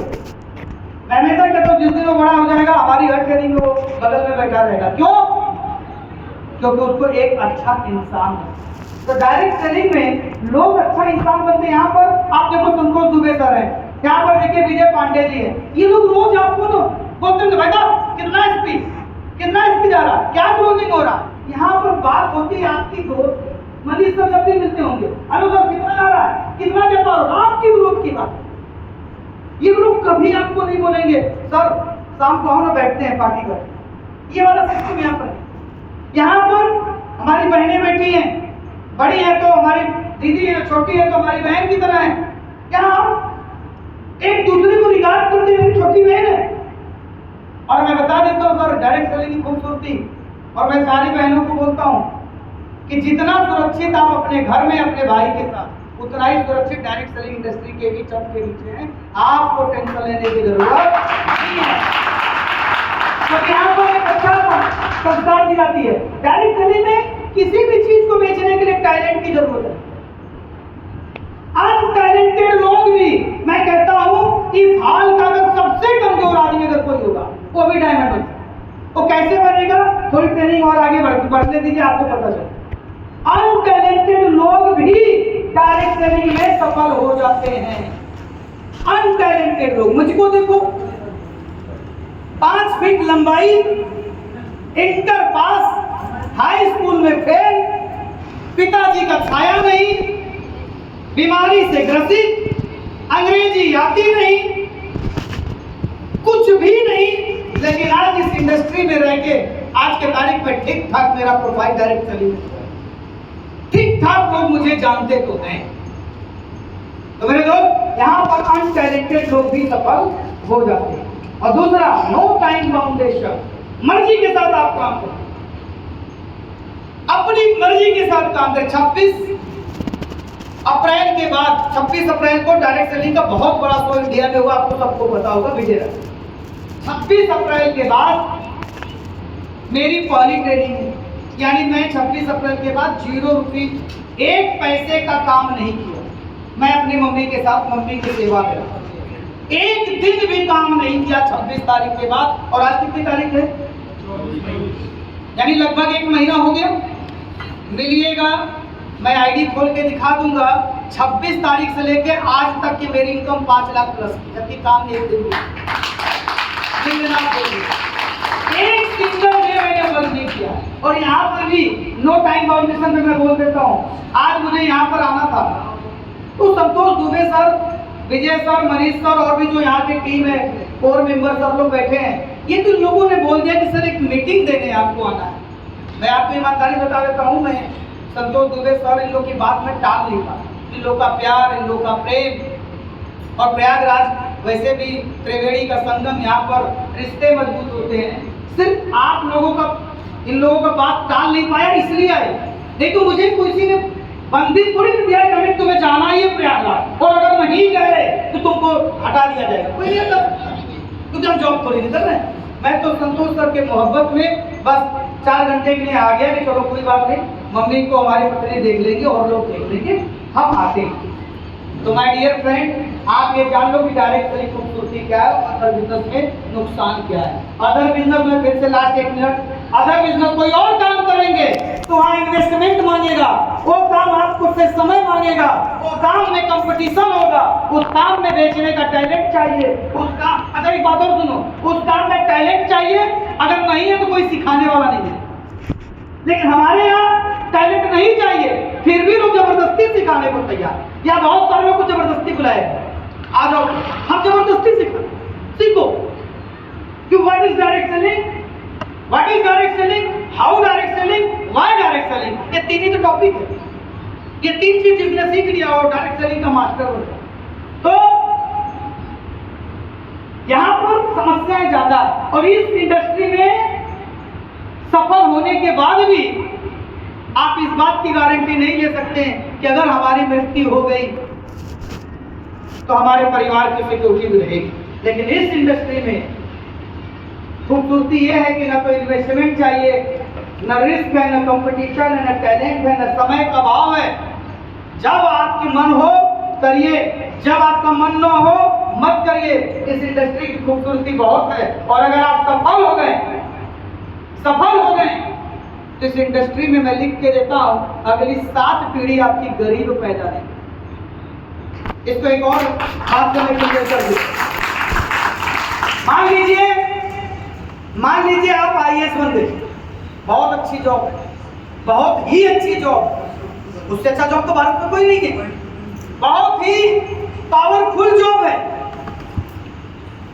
बहुत कम लोग बन पाते हैं। लेकिन सवाल मैं करना चाहता हूं, आप IAS हैं, और अक्सर देखा गया कि जब बाप बड़े पोस्ट पे होता है तो अक्सर देखा गया कि बेटा को इतना मतलब आप आराम दे देते हो कि वो बिगड़ जाए, वो शायद IAS नहीं है। 2-4% लोग को छोड़ दे एक्सेप्शन। तो वो जो IAS पिता है वो अपने बेटियों के लिए चिंता कर रहा कि मेरा बेटा क्या करे, मेरा बेटा क्या करे, मेरे बेटे के लिए क्या, क्योंकि वो IAS है, अपने बेटे को IAS नहीं करता जब तक उसका बेटा खुद से IAS का एग्जाम बीट करने की क्षमता न रखता, तो IAS नहीं बना। लेकिन हमारे इंडस्ट्री में आप डायमंड हैं, मृत्यु हो गई, बेटा चाहे ऐसा हो वो डायमंड नहीं है, उसकी मृत्यु होगी, वो जिस लेवल तक जाएगा, अगला जो जनरेशन आएगी उसकी आगे की रैंक को प्राप्त करेगी। यानी हमारे इंडस्ट्री में डायरेक्ट सेलिंग खूबसूरती ये है कि आप सफल सिर्फ एक पीढ़ी के लिए नहीं होते हैं, कई पीढ़ी को सफल करें। जैसे आज मैं इस इंडस्ट्री में ब्लू डायमंड हूं, तो अगला मेरी जब भी मृत्यु होगी, जिस रैंक पर मृत्यु होगी, मेरा बेटा, मेरा नॉमिनी उसके आगे का है। लेकिन अगर आप जॉब में हैं तो इसकी गारंटी आपके पास नहीं है कि आपका बेटा उस जॉब को प्राप्त करे। तो बहुत सारे फायदे हैं, बहुत सारी खूबसूरती है डायरेक्ट सेलिंग की। मैं जितना समझाऊंगा पूरा शाम निकल जाएगी, खत्म बातें नहीं होगी। एक लाइन में समझिएगा, ये इंडस्ट्री में सफलता का मतलब 7 पीढ़ी की सफलता। आपको अपने बेटे को, अक्सर आपने देखा होगा एक पिता अपने बेटे का कान मोड़ देता है प्यार में, इतना भी नहीं मोड़ दे कि उसका कान बहने लगे, मतलब चोट भी लग जाए, मोड़ देता है। जिस पिता ने अपने बेटे को बहुत प्यार करता है उसको कभी कभी थप्पड़ मारता है, क्यों? बेटा खेल रहा है। तो बेटा बोलता है बेटा पढ़ोगे नहीं तो सफल कैसे होगे? तो बेटा को इसलिए मारता क्योंकि पिता चिंता करता है कि मेरा बेटा पढ़ेगा नहीं तो नौकरी कैसे, अगर वो नौकरी माइंडसेट का पिता है। लेकिन आपसे पूछता, क्या कोई बड़ा व्यापारी, सफल व्यापारी अपने बेटे को कभी पढ़ने के लिए मारा होगा? कभी मारा होगा क्या? नहीं मानता। मैं खुद अपने बेटे को रोज सिखाता हूँ। मैं अपने बेटे से 2-3 चीज मांगता हूँ रोज। एक पिता होने के नाते जो मैं उसको परवरिश देता हूँ, मैं उसको रोज सिखाता हूँ, बेटा बड़े होकर कुछ करना या ना करना है कि 2-3 चीज मुझे दे दो आज से। मैं उसको सिखाता हूँ, बेटा कभी भी क्रिमिनल मत बनना, किसी भी देश का लॉ को मत तोड़ना। ये किसी भी देश के, इसलिए बोलता हूँ जानबूझ के बोलता हूँ क्योंकि मुझे पता हो, पता नहीं भारत में जीतेगा कि नहीं। क्रिमिनल मत बनना, पहला चीज मुझे देना। दूसरा, किसी भी लेडीज कैरेक्टरलेस मत बनना, किसी भी लेडीज के साथ गलत मत करना, चरित्रवान रहना, क्रिमिनल मत बनना। ये 2-3 चीज मैं उससे मांग लेता। बाकी जो मर्जी वो कर लेना, तुम्हारे हिस्से का काम मैं करूंगा। तुम्हारे इस बात को समझना, तुम्हारे हिस्से का काम मैं कर चुका हूं, तुम कुछ भी नहीं करोगे तो भी माल कमाते रहोगे। ये एक पिता नहीं। तो मैं तो बोलता हूं, अगर पिता भी बनना है तो ऐसा पिता बनिए। वो वाला पिता क्यों बन जाते हैं कि हमारा IAS बनने का सपना था, मैं नहीं कर पाया, बेटा तुझे कर। तो दोस्तों, डायरेक्ट सेलिंग की खूबसूरती बहुत अच्छी है। अगर आपने समझ गए होंगे तो आइए आपको मैं एक चीज बताने जा रहा हूँ, वाई डायरेक्ट। क्यों आपको डायरेक्ट सेलिंग करना है? Why direct selling? अगली स्लाइड पर। Why direct selling? Direct selling आपको क्यों करना चाहिए? खूबसूरती तो समझ के उसी में समझ में आ गया कि डायरेक्ट सेलिंग करने से फायदे क्या है, कि कई पीढ़ी सुधर जाती है, कई पीढ़ी को गरीब होने से आप बचा लेते हैं। आप अपना टैलेंट को इस्तेमाल करके अगले पीढ़ी में भी काम कर लेते हैं। लेकिन उसके अतिरिक्त भी कुछ बातें बता दें। हम ये बात कहते हैं कि हम ये नहीं कहते हैं कि आप डायरेक्ट सेलिंग ही करो। देखो सर, पैसा कमाना बहुत जरूरी है। आज के जमाने में पैसा कमाना बहुत जरूरी, लेकिन हम हमेशा एक बात कहते हैं कि आप डायरेक्ट सेलिंग ही करके, जरूरी नहीं कि हमारा ही काम करके आप पैसे कमाओ, आप दूसरा भी काम करके पैसे कमाओ। ऐसा नहीं कि आप केवल नेटवर्किंग ही करिए, आप कोई और भी काम करके पैसे कमा सकते। तो कोई और काम क्या क्या है ये मैं उसको दिखा। पैसे कमाने के पूरे भारत में केवल 3 ही रास्ते हैं। पूरे भारत का एक आदमी, कोई भी हो, यहाँ बैठा हर आदमी जिससे मेरी पहली भी मुलाकात है, मैं बता रहा हूं 3 ही रास्ता है पैसे कमाने का। पहला, high class professional, higher education. पैसा कहती है कि आप खूब पढ़ाई कर लो, खूब पढ़ाई कर लो, मैं आपके पास हूं। पैसा किसने कमाया? जिन्होंने खूब अच्छी पढ़ाई।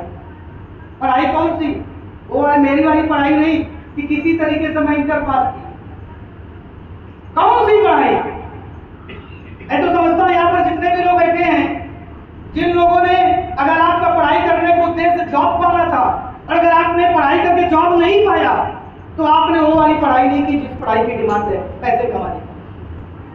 ऐसा कहती है आप इतना पढ़ाई कर लो, इतना पढ़ने में मास्टर हो जाओ कि यूपीएससी का आपने एग्जाम दिया और आपने क्रैक कर लिया, नीट का एग्जाम दिया आपने क्रैक कर लिया, आपने कोई भी गवर्नमेंट जॉब का एग्जाम दिया क्रैक कर दिया, उस पढ़ाई की बात कर रहा हूं। तो पैसा कहती है बेटा मैं तुम्हारे पास आने को तैयार हूं, बस पढ़ाई करके परीक्षा निकाल लो। तो पहला रास्ता यह है आपके पास पैसे कमाने का कि आप खूब पढ़ाई करो। और जिन लोगों ने पढ़ाई किया ढंग की, उन्होंने पैसा कमाया पढ़ाई कर, ऐसा कमाया पढ़। तो मेरे दोस्त, पहला रास्ता है कि आप पढ़ाई कर लो। यहाँ पर जितने भी लोग जॉब वाले होंगे उन्होंने वो वाली पढ़ाई, और जो लोगों ने जॉब को नहीं पाए उन्होंने केवल पढ़ाई की है, वो पढ़ाई नहीं कर पाई जिस पढ़ाई से वो किसी भी एग्जाम को पास करे। तो मैं तो कहता हूं कि जो इंसान अगर जॉब करने की पर्पज से पढ़ाई किया था और वो जॉब का पेपर नहीं निकाल पाया, तो आदमी पढ़ा लिखा नहीं, अनपढ़ है। तो पैसे कमाने का 3 रास्ते में से पहला रास्ता तो बड़ा ध्यान से समझिएगा, इसी पे पूरा देश चल रहा है। पहला रास्ता है खूब पढ़ाई कर लो, पढ़ लोगे तो डॉक्टर बन सकते हो, इंजीनियर बन सकते हैं, वकील बन सकते हैं, IAS PCS, मतलब बन के, पढ़ाई करके अगर बन जाओगे तो आप पैसे कमा। और लोग पढ़ाई करके करके इस देश में करोड़पति हैं पढ़ाई कर। अब जिन लोगों ने पढ़ाई नहीं कर पाए, जो हमारी तरह गधे थे, उनके लिए क्या? दूसरा रास्ता है, चलो ठीक है, पैसा कहती है, चलो ठीक है, तुम पढ़े लिखे नहीं हो, कोई बात नहीं, लेकिन मैं तुम्हें पैसे कमाने का और मौका दूं। ऐसा कहती है कि तुम पढ़े लिखे नहीं हो, कोई बात नहीं, एक और मौका देती हूं, तुम्हारे अंदर कोई ऐसा टैलेंट हो जिस टैलेंट को दिखा के तुम पैसे कमा सकते हो। दूसरा रास्ता है, इस देश में बहुत सारे लोग हैं जिन्होंने टैलेंट को दिखाया और खूब पैसा कमाया, बल्कि पढ़े लिखों से भी ज्यादा। जैसे मैं शुरुआत ही वहीं से किया था कि जैसे आप के पास क्रिकेट खेलने का टैलेंट है, विराट कोहली के पास क्रिकेट खेलने का टैलेंट है, पढ़ा लिखा थोड़ी ना है। आपको पता है कितना पढ़ा लिखा? विराट कोहली की डिग्री क्या होगी? बहुत होगा तो इंटर पास होगा, पता नहीं, वो भी शायद ना, गूगल कर लेना। विराट कोहली पढ़ा लिखा नहीं है, मतलब हाई स्कूल इंटर ही है, लेकिन आज इतना पैसा इसके पास है कि शायद एक आईएएस के पास इतना नहीं, लेकिन किसी से टैलेंट से, एक्स्ट्रा ऑर्डिनरी टैलेंटेड पर्सन भी पैसे कमा सकते हैं। विराट कोहली, मैरी कॉम टैलेंट दिखाया, अरिजीत सिंह टैलेंट दिखाए, कोई डांसर, कितने डांसर इंडिया में डांस करके पैसे कमा लिए, डांस का टैलेंट था, सिंगर, सिंगिंग का टैलेंट था, पॉलिटिशियन, नेतागिरी करने का टैलेंट था। तो पैसा क्या करती है, या तो पैसा तुम्हें कमाना है तो पढ़ लो, अगर पढ़ नहीं पा रहे तो कोई टैलेंट तुम्हारे अंदर हो, कि दोनों के पास पैसा था। तीसरा पैसा कहां था कि चल बेटा कोई बात नहीं, तुम पढ़ नहीं पाए, कमजोर थे, चलो दूसरा रास्ता दिया, टैलेंट तुम्हारे पास हो तब भी आ जाओ। अब ये आदमी दोनों कहते हैं यार, न तो तुम्हारे पास टैलेंट है न एजुकेशन है, चल एक रास्ता और देता हूं जहां से तुम पैसे कमा सकते हो। तीसरा ऑप्शन था कि आप शोरूम खोलो, तुम्हारे पास इतना पैसा हो कि पैसा लगा के पैसा बना। इस देश में सब तीन ही तरह के लोग पैसे कमा रहे हैं। पहला कौन? जिन लोगों ने खूब अच्छी पढ़ाई की है वो पैसे कमा रहे हैं, जिन लोगों के पास अच्छा टैलेंट है वो पैसे कमा रहे हैं, या फिर जिन लोगों के पास पुश्तैनी पैसा था और उन्होंने शोरूम खोला, स्कूल खोला, हॉस्पिटल खोला, वो पैसे कमा। तीन ही प्रकार के लोग पैसे कमा रहे हैं। चौथा कोई है क्या? कोई हो तो आप मुझे बताइए। किन्हीं चौथा लोग है, ये चौथा आदमी जिनके पास टैलेंट था क्रिकेट खेलने का, डांस करने का, गाना गाने का, नेतागिरी करने का, वो लोग पैसे कमा रहे हैं। जिनके पास शिक्षा है वो पैसे कमा रहे हैं। जिनके पास पुश्तैनी पैसे थे, बाप राजा था और बेटा ने राजाओं वाला काम स्टार्ट किया, शोरूम खोला, फैक्ट्री खोला, वो पैसे कमा। चौथा कोई काम है क्या? कहानी खत्म किया जाए या फिर आगे बढ़ाए? तो आपको कुछ बोल ही नहीं रहो। चौथा कोई काम है? अच्छा, एक और क्वेश्चन आपसे, सोते हुए जाग जाओ, हालांकि सो को नहीं रहा है, दिमाग से जाग जाओ। मैं ये पूछना चाहता हूं मेरे सभी भाइयों से, बड़ी विनम्रता से मैं आपसे पूछता हूं, ईगो को किनारे रखकर मैं आपसे एक सवाल कर रहा हूं, और आज का सबसे बड़ा सवाल ये है।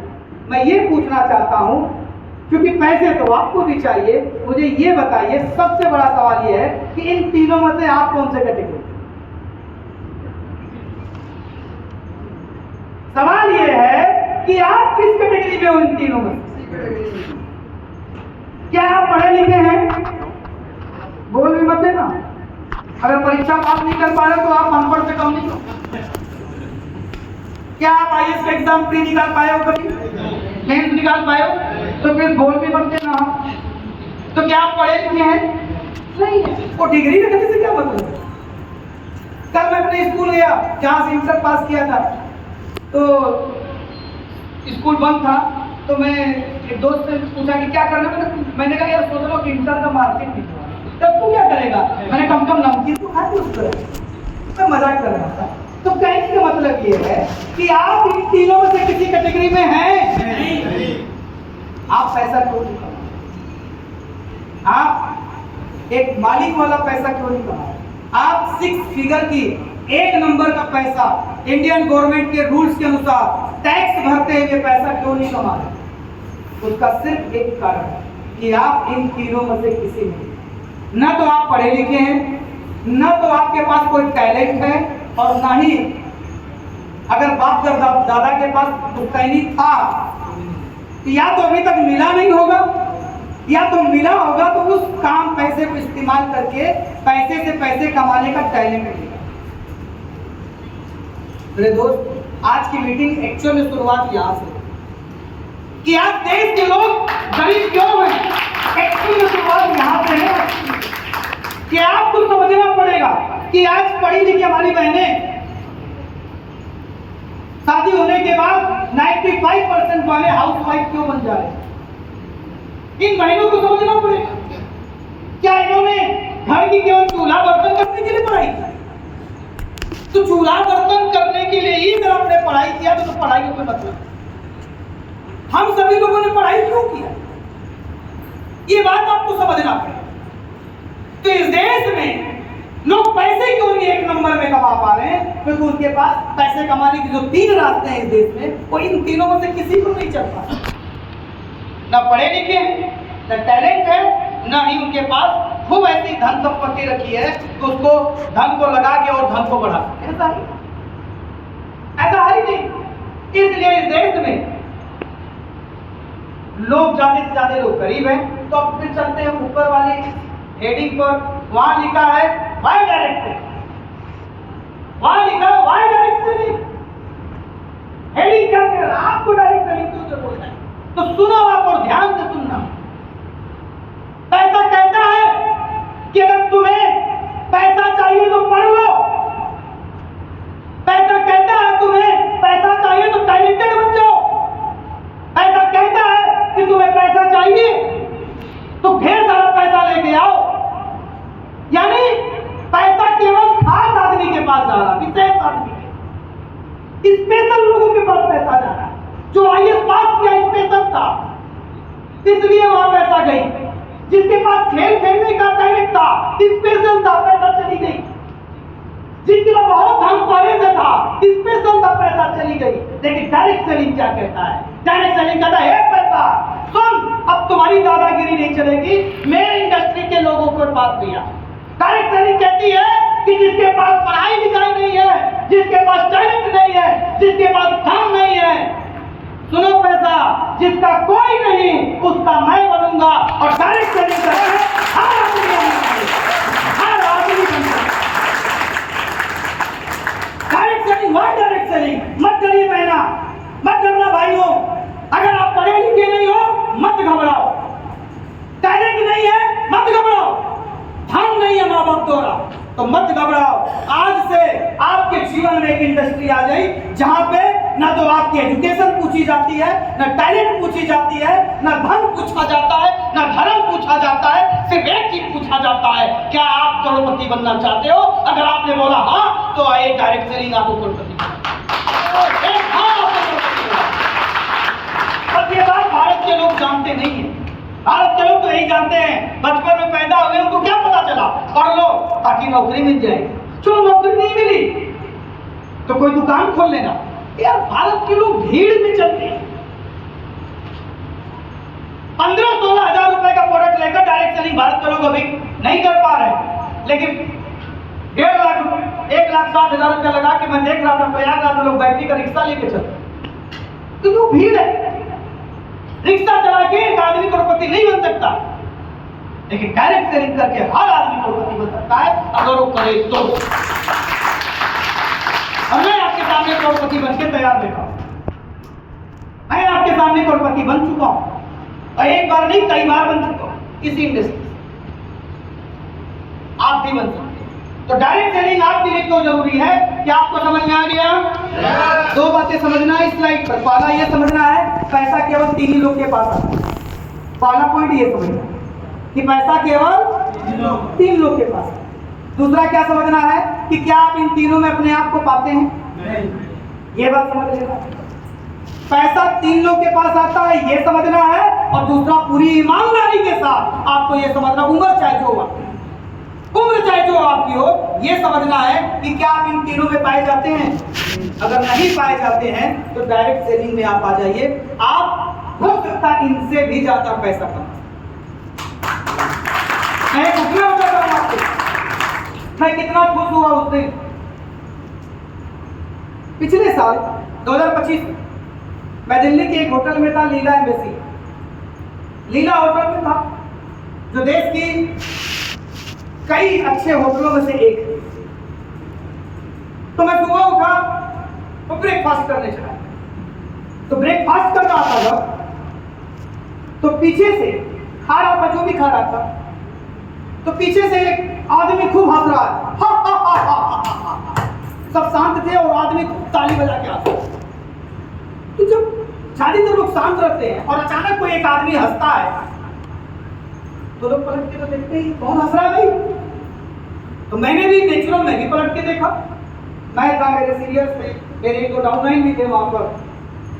पलट के देखा तो देखने के बाद मैं थैंक यू बोला डायरेक्ट सेलिंग। मैंने कहा थैंक यू डायरेक्ट सेलिंग, तुम ना होती तो आज हम यहाँ ना होते। पता है जिस आदमी ने हंसा वो कौन था? वो आदमी वीरेंद्र सहवाग का, जो भारत का कवि, बहुत सुपरस्टार व्यक्ति। मैं थैंक यू क्यों बोला? मैंने कहा वीरेंद्र सहवाग जैसा टैलेंटेड आदमी जो अपने टैलेंट को बेच के आज भारत का बहुत अमीर आदमी में से एक है। मैं डायरेक्ट सेलिंग को थैंक यू इसलिए बोला कि हे डायरेक्ट सेलिंग, जिस होटल में वीरेंद्र सहवाग रुका है, इस संपर्क को भी तो वही तू रोक दिया है। तू भी वही खा रहा है, तू भी वही खा रहा, मैं भी वही खा रहा हूं। यानी एक बात तो क्लियर है माय डियर फ्रेंड, अगर आज आपने टैलेंट डायरेक्ट सेलिंग को समझ लिया, अगर आज आपने इस बात को समझ लिया कि आप गरीब क्यों थे, इसलिए थे क्योंकि आपके पास ना पढ़ाई थी, ना टैलेंट है, ना आपके पास धन है, आपके पास प्लेटफॉर्म ही नहीं था। आज आपको डायरेक्ट सेलिंग का प्लेटफॉर्म मिला है, ये बात समझ गए तो लिख लीजिए, जिस होटल में आपके एरिया का, आपके देश के लोग रुकेंगे, अमीर लोग, उसी होटल में एक डायरेक्ट सेलर और आप भी रुकेंगे। जो जिंदगी और जीते हैं वो जिंदगी आप भी। मेरे टीम में एक लड़की है जो अभी स्टार सफायर होने वाली है, और मेरे कॉलेज में एक लड़की है जो ब्लैक डायमंड बनने वाली है। बात को समझना, दोनों अभी अनमैरिड है। मेरे टीम में एक लड़की है जो स्टार सफायर होने वाली है, और मेरे कॉलेज में एक लड़की है जो ब्लैक डायमंड बनने वाली है। दोनों अनमैरिड है। शादी तो उनकी नहीं होगी कभी ना कभी। दोनों की उम्र होगी लगभग 23-24 साल के आसपास। कभी पूछा नहीं, लेकिन देख कैसे लगता है। मैं आपसे पूछना चाहता हूं कि वो ब्लैक डायमंड जो होने वाली है, ब्लैक डायमंड के बाद कुछ नहीं, कितना कम कमाएगी? 8 से 10 लाख रुपया महीना। मुझे ये बताइए, जब उसकी शादी होगी तो लड़का उसको सेलेक्ट करेगा या लड़की कोई लड़का सेलेक्ट करेगा?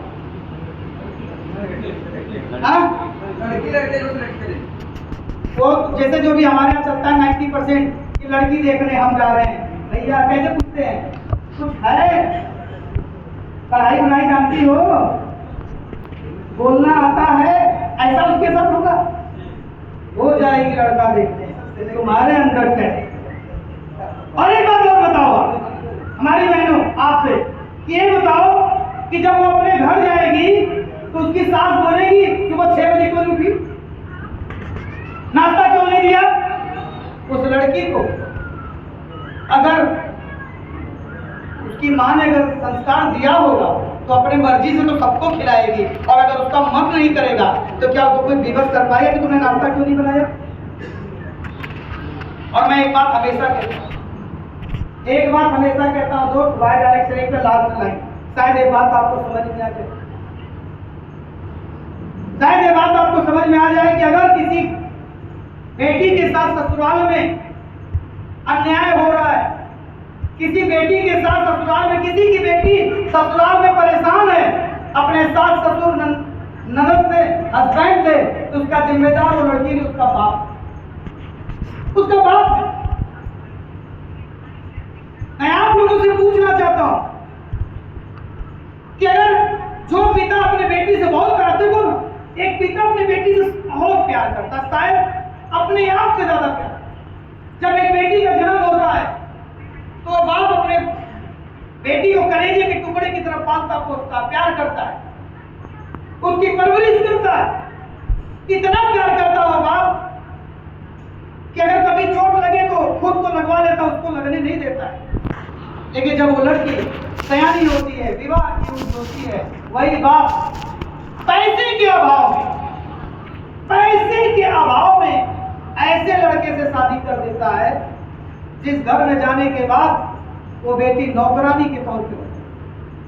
शादी से पहले वो लड़की अपने घर की राजकुमारी थी, लेकिन उस पिता ने उस कलेजे के टुकड़े को पैसे के अभाव में शादी ऐसी जगह कर देता है जहां वो नौकरानी बन जाती है। मैं आप सभी अपने से बड़े भाइयों से पूछना चाहता हूं, मुझे आप बताओ, अगर उस पिता के पास पैसा होता तो क्या अपनी बेटी की शादी उसी लड़के से करता? क्या उसी लड़के से करता? क्या यानी आज की तारीख में अगर किसी की बेटी ससुराल में जाके नौकरानी है तो उस बाप ने ऐसा कोई काम नहीं किया कि इतना पैसे कमा ले कि मनपसंद दामाद जहां उसकी बेटी रानी बनकर। और इतना ही बात खत्म नहीं होती दोस्त, जब उसकी बेटी ससुराल से फोन करती कि पापा मुझे इतना दिक्कत है, हम सब करते हैं, सास की कपड़ा धुल दिए, ननद की धुल दिए, पैर हाथ दबा दिए, सास की सब कर दिए, लेकिन ये लोग मुझे प्यार नहीं करते हैं, मेरे को उल्टा सीधा बोलते हैं। वो लड़की रोते रोते अपने बाप से कहती है, लेकिन वो बाप का उत्तर आता है कि बेटा कुछ भी हो ससुराल वही, उस घर से तुम्हारी अर्थी उठनी चाहिए, तुम कुछ मत कर, वही रह जाना। ये बात कहते हुए वो बात फोन रखने के बाद हो सकता होता हो, और ऐसा ही होता है इसकी 70-80% जगह। लेकिन मेरे दोस्त, अगर आज आपने डायरेक्ट सेलिंग कर लिया, मुझे आप केवल 3 साल अपना दे दीजिए, सिर्फ 3 साल। आपकी अगर बेटी सयानी हो, 3 साल और रोक दीजिए अपने बेटी की शादी, 3 साल केवल दे दीजिए। मैं डायरेक्ट सेलिंग प्लेटफॉर्म की वजह से मैं आपको डायरेक्शन दूंगा कि कैसे डायरेक्ट सेलिंग करना है। आप मुझे 3 साल दे दीजिए, सिर्फ 3 साल अगर आपने दे दिया तो सबसे पहला काम होगा, आप अपने बेटी की शादी ऐसे लड़के से करेंगे जिस घर में आपकी बेटी जाएगी वहां पर नौकरानी नहीं महारानी बनकर रहेगी। ये मैं अमित कुमार सिर्फ 3 साल के लिए। और अगर किस्मत से बेटिया की किस्मत खराब रही, लड़का अगर नालायक निकल गया, तो एक बात की गारंटी और लेता हूं कि आपके पास इतना हिम्मत आ जाएगा, इतनी औकात बढ़ जाएगी कि आप अपने बेटी को बोलोगे, अगर उसने फोन किया कि पापा आदमी दारू पी के मारता है, तो एक हिम्मत आ जाएगी, बोलोगे कि बेटा कोई टेंशन मत लेना, अगर तुम्हें तकलीफ है तुम्हारा बाप जिंदा है, आओ इस घर में, जब तक मैं जिंदा हूं तुम्हें कोई तकलीफ नहीं होगा। आपके दादा उसी दिन मारना बंद कर दो, क्यों अर्थी उठती? अरे अर्थी नहीं उठती है, तुम्हारी मजबूरी उठती है। ये 3 साल में मैं आपको दे सकता हूं। अगर भगवान ने मुझे, अगर मैं सौभाग्यशाली हुआ, मुझे बेटी दी, तो मैं तो अपने बेटी को यार नहीं बनाऊंगा, हाँ महारानी की गारंटी है। मैं तो अपने बेटी को बोलूंगा बेटा टेंशन मत लेना, मैं हूं ना, और मैं तो अपना नॉमिनी उसे बना दूं, चला कौन सा लड़का उसको दूं। तो कहने का मतलब यह है, वाई डायरेक्ट सेलिंग आज तक देश के 90 से 95% लोगों को प्लेटफॉर्म ही नहीं मिला। उनको पता ही नहीं था कि मुझे पैसे कमाने के लिए करना क्या है, नहीं पता कि भाई पढ़ाई करना है या टैलेंट रखना है या फिर धन चाहिए। और इनडायरेक्ट में अगर आप करते भी थे तो कौन सी पढ़ाई करना है, तो by direct selling. Last line कि अगर आपके पास आप टैलेंटेड लोग हैं, अगर आपके पास पढ़ाई नहीं है, अगर आपके पास शोरूम खोलने के पैसे नहीं है, अगर आपके पास डांस करने की, एक्टिंग करने की, क्रिकेट खेलने की या कोई भी खेल खेलने की टैलेंट नहीं है, तो मत घबराना, डायरेक्ट सेलिंग है। डायरेक्ट सेलिंग आपके पास है, इस इंडस्ट्री से आप पैसे कमा सकते हैं। और मैं कमाया हूं, संतोष दुबे जी कमा रहे हैं, विजय पांडे जी कमा रहे हैं, मनीष जी कमा रहे हैं, ये बैठे सारे सीनियर कमा रहे हैं। जब ये कमा रहे हैं तो आप भी कमाएंगे। आज से आपको ये नहीं सोचना है कि मुझे प्लेटफॉर्म नहीं मिला, आज से ये सोचना है कि अब मुझे काम कर, काम कर, और सिर्फ काम नहीं करना है, जान लगा के काम करना। काम करने से सफलता नहीं मिलेगी, जान लगा के काम करना, और जान लगा के काम करेंगे तो डायरेक्ट सेलिंग आपके साथ है। क्या ये एक स्लाइड आपको समझ में आया? सबको समझ में आ गया? घबराना नहीं है, डायरेक्ट सेलिंग है। और देखो डायरेक्ट सेलिंग क्यों करना है, अगली slide. Direct selling no special, direct selling को कोई स्पेशल टैलेंट की जरूरत ही नहीं। पिछली स्लाइड में क्लियर कर दिया, यहाँ तो जरूरत है, हाँ की जरूरत है। To meet people, to greet people, explain the people. लोगों से मिलना है, डायरेक्ट सेलिंग में काम किया, लोगों से मिलना है, उनका अभिवादन करना है और अपना प्लान बता देना है। अब प्लान कैसे बताना है, इसके लिए कुछ टैलेंट जरूरत नहीं है। अरे भाई, जो चीज आप खा रहे हैं, खाने में वो कैसा था, अच्छा था, बुरा था, ये तो बता ही सकते हैं ना। तो हमारा प्रोडक्ट खाइए, अच्छा लगे तो अच्छा बताइए और बुरा लगे तो बुरा बताइए। Simple work equal to complicated income, और आसान काम है। अब हमारा चाय पियो, लोगों को बता दो चाय कैसी थी। तुलसी पियो, बता दो लोग कैसी थी। फेस वॉश लगाओ, बता दो कैसी थी। यानी इसके लिए किसी टैलेंट की भी जरूरत नहीं है। यानी हर काम को करने के लिए टैलेंट मांगता है, लेकिन डायरेक्ट सेलिंग करने के लिए टू मीट पीपल, लोगों से मिलो, उनका वेलकम करो और उनको अपने प्रोडक्ट्स के बारे में, अपने मार्केटिंग प्लान के बारे में बता दीजिए। यानी वाई डायरेक्ट सेलिंग? हर इंडस्ट्री में काम करने के लिए टैलेंट चाहिए, लेकिन इस इंडस्ट्री में काम करने के लिए टैलेंट की जरूरत नहीं। अगली स्लाइड है, who will do direct selling in AWPL? Who will do direct selling in AWPL? Direct selling AWPL में ही क्यों? बहुत सारी कंपनी है, मैंने मोदी केयर का नाम लिया था अभी स्टार्ट में ही, मैंने बड़ी शानदार कंपनी है। एमवे का भी नाम लिया था, बड़ी शानदार कंपनी है। वेस्टेज बहुत ही शानदार कंपनी है। आरसीएम बहुत ही अच्छी कंपनी है। लेकिन हमारा क्यों? हमारा क्या डिफरेंट है हमारे उनके? मेरे दोस्त, हमारा इसलिए क्योंकि कहते हैं कि बहते हुए गंगा में हाथ, बहते हुए पानी में हाथ धो लेना चाहिए। आज डायरेक्ट सेलिंग इंडस्ट्री की बात करूं तो आज डायरेक्ट सेलिंग इंडस्ट्री में एडब्ल्यूपीएल देश की सबसे ग्रोथ और सबसे तेज ग्रोथ करने वाली कंपनी है। आज टर्नओवर के मामले में एक फाइनेंशियल ईयर का टर्नओवर की बात करूं तो लास्ट जो हमारा फाइनेंशियल ईयर था 1400 करोड़ का टर्नओवर हमने किया, जो कि बाकी के डायरेक्ट सेलिंग इंडस्ट्री ने आज तक नहीं किया। हमारा इसलिए क्योंकि हमने पूरा माहौल बना रखा है। आप किसी भी नेटवर्कर के पास जाओ, खाली बोल देना एडब्ल्यूपीएल, इसके बाद या तो भागेगा या तो फिर कहेगा भाई साहब आना तो चाहता हूं लेकिन क्या करूं, मौका नहीं मिलता। आप फेसबुक उठा लो, किसी कंपनी का एडवर्टाइजमेंट दिखे ना दिखे फेसबुक, इंस्टाग्राम पर, यूट्यूब पर, आपको एडब्ल्यूपीएल जरूर। आज राजनीति की बात करूं तो देश की मिनिस्टर, बड़े बड़े मिनिस्टर, चीफ मिनिस्टर एडब्ल्यूपीएल के मंच पर आकर बताते हैं कि आप भाई साहब डायरेक्ट सेलिंग करिए। सेल्फ एम्प्लॉयमेंट की बात किया उन्होंने एडब्ल्यूपीएल के मंच से। बहुत सारे कई मुख्यमंत्री भी 26 तारीख को आपने हरियाणा के मुख्यमंत्री सैनी सर से आपने उनकी संबोधन में सुना होगा कि उन्होंने बोला कि 3000 करोड़ की इंडस्ट्री, जो कि आज भारत डायरेक्ट सेलिंग में 30,000 करोड़ की हो चुकी है, जिसमें एडब्ल्यूपीएल का बहुत बड़ा योगदान रहा। तो आपके देश के कई मिनिस्टर, यानी एक लाइन में बोलूं तो सरकार भी एडब्ल्यूपीएल के फेवर में है, और आज एडब्ल्यूपीएल ने पूरा माहौल बना लिया। तो अगर आप एडब्ल्यूपीएल में हैं तो बहुत बढ़िया। मैं इसको राजनीति से जोड़ देता हूं थोड़ी देर के लिए। यहाँ पर मुझे नहीं मालूम, पहली बात तो मैं पॉलिटिशियन हूँ नहीं, आप किसी पार्टी का प्रचार मत समझो।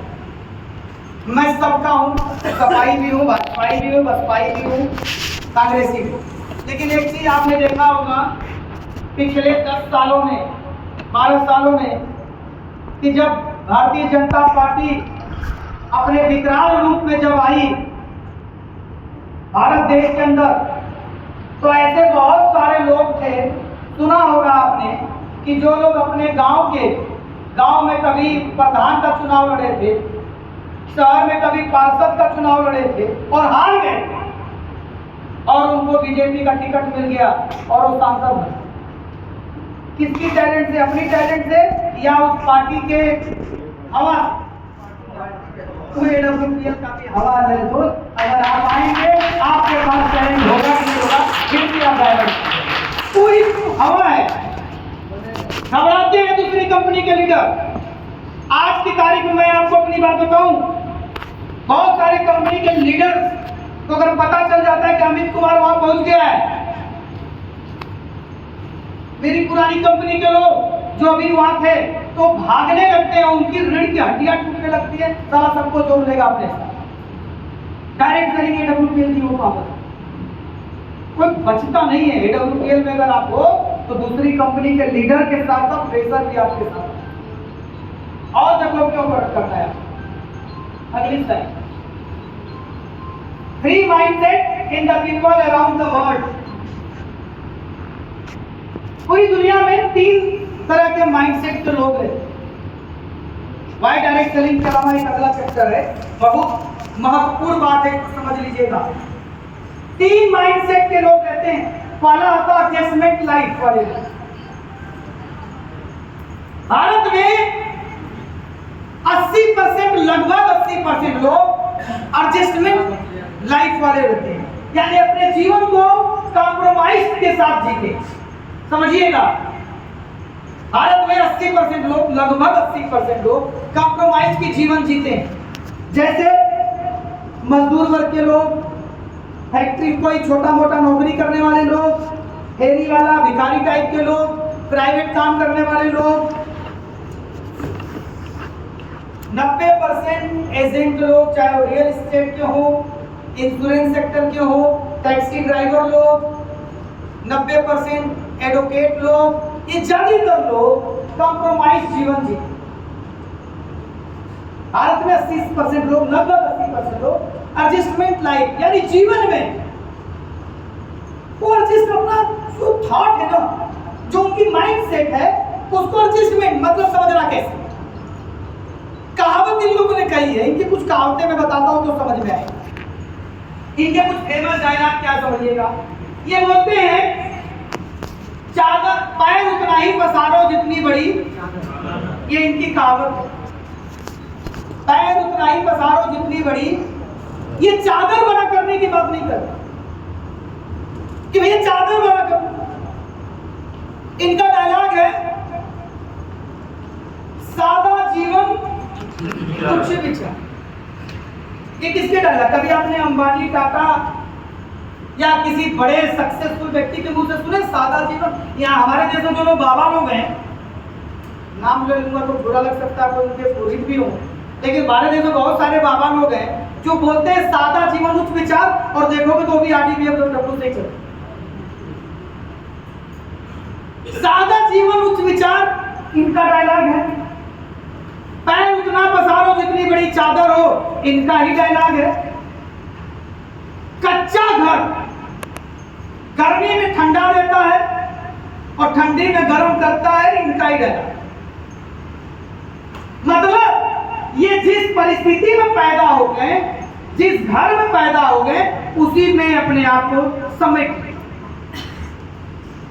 ये जीवन में कार में नहीं बैठते, अपनी खरीदी हुई कार, लेकिन जब इनकी शादी होती है तो कार में किराए पर जरूर बैठते। ये जीवन में कोट पैंट नहीं पहनते, लेकिन शादी के दिन पहनते, बाकी वो कोट पैंट दोबारा पहन नहीं पाते नसीब में। मैं कटाक्ष नहीं कर रहा हूं, याद दिला रहा हूं। देश के 80% लोग इसी तरह। और इनको अगर आपने, सबसे बड़ी कठिन बात बता देगा, अगर गलती से आपने इनको करोड़पति बनाने की बात कर दिया तो भाई साहब, इनके पास जेब में 500 का नोट नहीं है, अकाउंट में माइनस में पैसा होगा,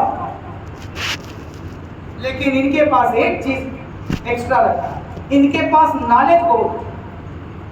इनको पता होता है कि भारत देश में अगली सरकार कौन से पार्टी की आने वाली है, इनको पता।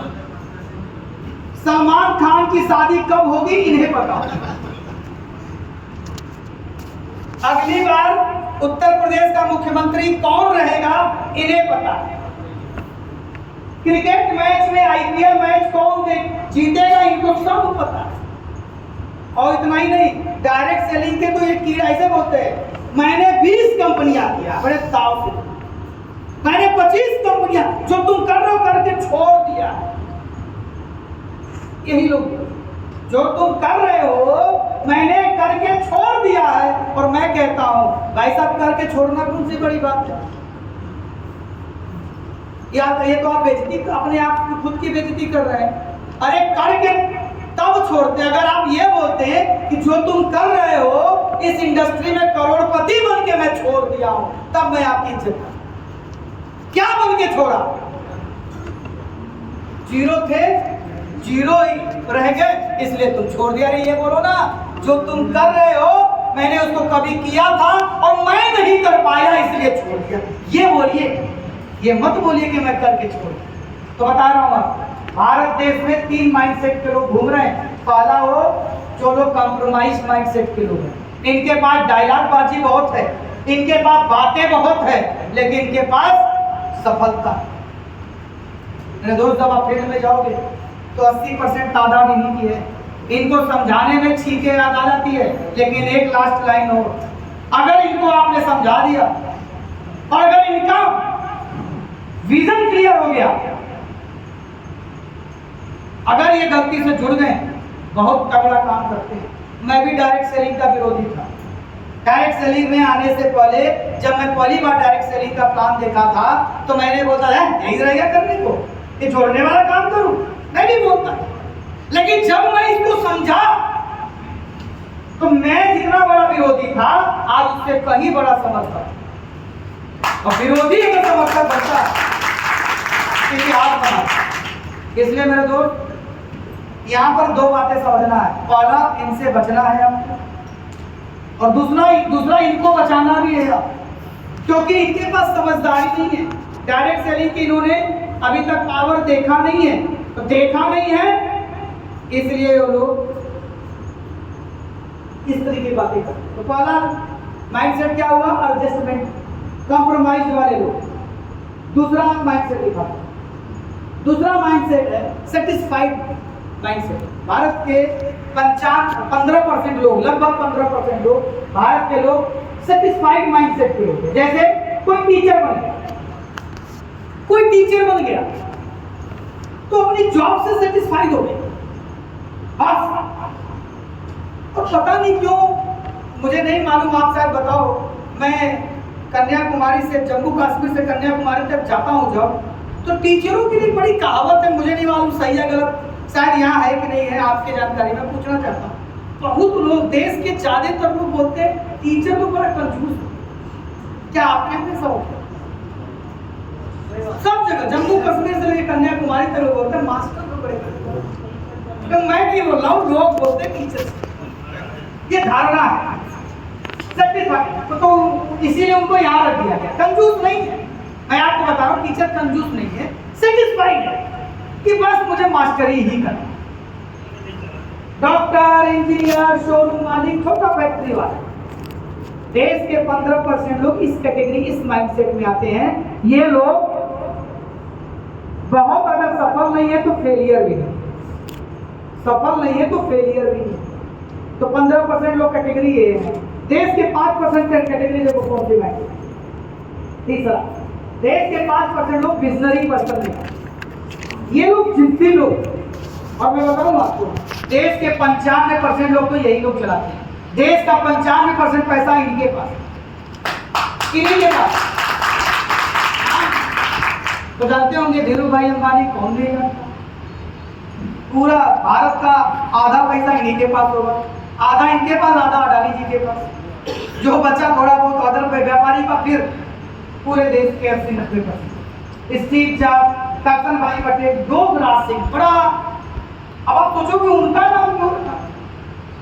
मैं आपको एक चीज क्लियर कर देता हूं, विजनरी पर्सन विजनरी का मतलब ये नहीं हुआ कि बहुत पैसा वाला।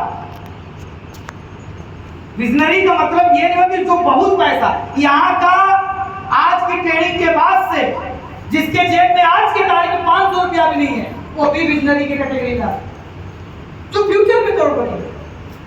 विजनरी कौन? देश में 5% ऐसे लोग हैं जिनका विजन बहुत बड़ा है। अंबानी जी पहले दिन अमीर नहीं थे, इनका विजन बहुत बड़ा था, फिर अमीर बने। स्टीव जॉब्स अमीर नहीं थे, विजन बड़ा था। क्या योगराज सिंह का बोले? योगराज सिंह कौन है पहले क्लियर करो।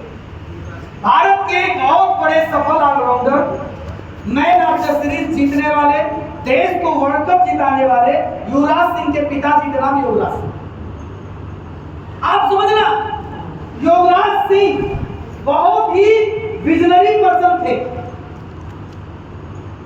1983 में भारत ने पहली बार वर्ल्ड कप जीता। इनकी कहानी बताता हूं, समझ में आएगा आपको। इनकी कहानी शायद आपको इंस्पायर कर दे आने वाले टाइम के लिए करोड़पति बने। 1983 में जब भारत वर्ल्ड कप जीता, उसके पहले योगराज सिंह भारतीय क्रिकेट टीम में आ चुके। योगराज सिंह को कहा जाता था ये भारत में ये मतलब कपिल देव से भी ज्यादा टैलेंटेड थे। ये एक बहुत अच्छे फास्ट बॉलर थे और बहुत अच्छे बैट्समैन थे, ऑलराउंडर थे। कपिल देव इनके आगे कुछ भी नहीं थे, ये बात कई पुराने खिलाड़ियों ने बोला। लेकिन जब योगराज सिंह टीम इंडिया में खेलने आए तो खेल है, शुरुआती 2-3 मैच में परफॉर्मेंस नहीं दे पाए। जैसे सचिन तेंदुलकर को पहला शतक लगाने में कितना टाइम लगा, क्या आपको पता है? Clear, correct. सर के लिए एक बार तालियां हो। सर ने बताया कि 80-89 इनिंग लगा था, पहला शतक बना। यानी सचिन तेंदुलकर को लगभग 80 बार मौका दिया गया। उसके पहले अगर वो मान लो सर के हिसाब से, सर ने सही बोला, एग्जैक्टली फिगर मुझे भी याद नहीं कि 80 के आसपास। मान लो उन्होंने 80वीं इनिंग में सेंचुरी मारा, इसका मतलब 79 टाइम वो फेल थे। क्लियर है ना? 79 टाइम वो फेल हुए, फिर भी उन्हें मौका दिया गया। लेकिन योगराज सिंह शुरू के 3-4 मैच खेला, इनका गूगल करिएगा, इनका कैरियर देखोगे तो 3-4 मैच का ही है। ये फेल हो गए, दोबारा इनको चांस नहीं मिला, क्योंकि ये उस परिवार के नहीं थे जैसे कोई धाकड़ परिवार, प्रभावशाली परिवार या सोर्सफुल वाला परिवार, वैसे परिवार में इनका जन्म नहीं हुआ था। टैलेंट होने के बाद भी इनको वर्ल्ड कप खेलने का मौका नहीं मिला और कपिल देव जी को मिल गया। हम ये नहीं करें कपिल देव खराब थे, कपिल देव बहुत अच्छे थे तभी वर्ल्ड कप जीता, लेकिन उनसे भी अच्छे ये थे, ऐसा कहा। यानी ये बोल सकते हैं अगर दोनों वर्ल्ड कप खेल जाते हैं, टीम को प्रतिनिधित्व करते हैं, तो शायद इंडिया 83 के बाद अगला वाला भी जीत जाता। एक से भले 2, जहां एक ऑलराउंडर थे वहां 2 ऑलराउंडर। लेकिन जब योगराज सिंह को मौका नहीं मिला तो ये आदमी विजनरी था, विजनरी आदमी। इसने उसी दिन ठान लिया कि मुझे मौका नहीं मिला, लेकिन मैं अपने बेटे को क्रिकेटर बनाऊंगा और उससे वर्ल्ड कप जीतूंगा। और आपको पता है योगराज सिंह बचपन में क्रिकेट खेलना नहीं पसंद करता। अगर आप महेंद्र सिंह धोनी की पिक्चर देखे होंगे या युवराज सिंह की अगर जीवनी पढ़े होंगे, वो क्रिकेटर नहीं बनना चाहता, लेकिन इस आदमी ने जिद ठाना था कि अपने बेटे से क्रिकेट खिलाऊंगा, वर्ल्ड कप जीताऊंगा। बेटा एक्टर बनना चाहता, बचपन में एक्टिंग भी किया युवराज सिंह, लेकिन इनकी जिद की वजह से, इनकी डांट की वजह से युवराज सिंह क्रिकेट खेलना शुरू किया, खुद प्रैक्टिस कराता था। कई बार चोट लगती थी, आज मेरे बेटा गिर जाता है तो जैसे लगता है कि चोट मुझे लग गई। एक दिन उसको टीका लगना था, जैसे ही इंजेक्शन लगा रोया, मेरी आंखें भर गई, मेरे बेटे को चोट लग गई। लेकिन इस पिता ने जब गेंद से युवराज सिंह को चोट लगती थी, रोता नहीं था, कहता था तू मजबूत होगा। योगराज सिंह ने विजन देखा जब युवराज सिंह छोटा सा था कि अपने लड़के को क्रिकेटर बनाऊंगा। योगराज सिंह की जिद ने आज युवराज सिंह को पैदा कर दिया और नाम ही काफी है, वो शायद आज के तारीख में भारत का सबसे अच्छे ऑलराउंडर में से एक। क्या सेटिस्फाइड है इस बात से? यानी बात को समझना, विजनरी कौन? जो इंसान आज जिद कर ले कि मुझे ये काम करना है और उसे करता रहे, वो आदमी विजनरी पर्सन। लेकिन जो आदमी सेटिस्फाइड हो जाए कि यार मैं जिस घर में पैदा हुआ उसको मैं अपना लूं, तो कंप्रोमाइज जीवन जीना। इसीलिए कहा गया है इतिहास वो बनाते हैं जो विजनरी हो, इतिहास वो बनाते हैं जो अपने काम को करने के लिए जान लगा देते हैं, विजनरी पर्सन। मेरे दोस्त, मैं सारी बातें बता के आज लखनऊ वापस चला जाऊँ। आपको मैं बता दिया कि आपको डायरेक्ट सेलिंग क्यों करना है, लेकिन अगर अंदर से आपका विजन नहीं जगा कि आपको करोड़पति क्यों करना है, तो आप इस काम को नहीं कर पाओ। यहां से अंदर गया, इधर से निकाल देंगे। आपको यहां पर बैठे बैठे पहले खुद को समझना पड़ेगा कि आपको ये बिजनेस क्यों करना है। हो सकता है आपको अपनी बेटी की शादी करना हो सकता है माँ बाप बूढ़े हो उनका अच्छा इलाज करना हो सकता है बच्चे छोटे हो उनको पढ़ाना हो सकता है पत्नी की कुछ डिमांड हो, भाई साहब गहना होना कब दिलाओगे, कब विदेश घुमाओगे। आपको पहले ये विजन तैयार करना होगा कि आपको वाई AWPL क्यों, आपको डायरेक्ट सेलिंग AWPL का। अगर ये चीज आपने क्लियर कर तो फिर काम बन जाएगा। अगर आपने ये क्लियर नहीं किया तो इस ट्रेनिंग का भाई साहब कोई मतलब नहीं। विजनरी, और मैं तो हमेशा एक बात कहता हूं अब, क्योंकि मुझे 20 साल की उम्र में मौका नहीं मिला, लेकिन अब मैं हमेशा एक बात कहता हूं कि अगर आपकी उम्र 20 साल हो गई है या 20 साल की है तो आपके अंदर कुछ हो ना हो, कोई डिग्री हो ना हो, एक डिग्री होनी चाहिए विजनरी। विजनरी बनिए, कुछ करिए, कुछ ऐसा करिए कि 20 साल की उम्र जाते जाते कुछ ऐसा करना शुरू कर दिए कि लोग जान जाए कि कोई तो पैदा हो चुका है, कोई तो पैदा हो चुका है। हमें तो जानते हैं फेसबुक की दुनिया में जबरदस्ती रील्स डालते हैं, देखो ना अपने आप को फेमस करने के लिए जबरदस्ती रील्स डालते हैं, जबरदस्ती नाच वोच के, उल्टा सीधा बोल के, उल्टा सीधा कपड़ा पहन के पता कराने के लिए कि मैं हूं। ऐसे नहीं लोग पता करते, कुछ ऐसा करिए कि लोग अपने आप। मैंने तो आज भी फेसबुक आईडी अब बनाया 2 महीना 3 महीना, ये तो मैं तो सोशल मीडिया पे था ही नहीं। लोग कहने लगे सर बना लो, इंस्टाग्राम पे आज भी नहीं हूं, लेकिन मुझे पता अगर आज मैं इंस्टाग्राम आईडी बनाऊं तो पता नहीं कितने लोग आ जाएंगे। ये मीटिंग अगर मैं डाल दूं रिकॉर्डिंग करवा के तो बहुत लोग सुनेंगे। लेकिन मेरे दोस्त, मैं एक ही चीज कहना चाहता हूं कि इस ट्रेनिंग के बाद से, उठने के बाद से, बैठे बैठे आपको डिसाइड कर लेना चाहिए कि आपको AWPL क्यों करना चाहिए। कुछ बनो न बनो, विजनरी जरूर करो, क्योंकि विजनरी इंसान ही इतिहास है, बाकी नॉर्मल आदमी कुछ नहीं है। बुरा न मानिएगा, यहाँ बैठे हर व्यक्ति एवरेज आदमी है, सोच एवरेज, वर्क एवरेज, आपको काम ही केवल करते हैं। और मैंने एक बात बोला कि काम करने से सफलता नहीं मिलती है, जान लगा के काम करने से सफलता मिलती है। ये जितने भी लोग हैं इनकी कहानियां आप पढ़िए, ये लोग पैदाइशी रईस नहीं थे, ये पैदाइशी विजनरी थे। जब इनकी तनख्वाह से ज्यादा रेस्टोरेंट में एक कप कॉफी में खर्चा आता था तो लोग कहते थे पागल हो गया, तुम रेस्टोरेंट जाते हो, अच्छे रेस्टोरेंट जाते हो, वहां कॉफी पीते हो, क्या वहां की कॉफी बहुत अच्छी होती है? ये बोलते भाई कॉफी तो अच्छी ठेले वाली होती है, रेस्टोरेंट की कॉफी तो चलो बना के भी नहीं देते हैं, वो गर्म पानी देते हैं, गर्म दूध देते हैं, चीनी अलग देते हैं, चाय पत्ती अलग देते हैं, खुद ही बनाओ। ठेले की कॉफी तो ज्यादा अच्छी,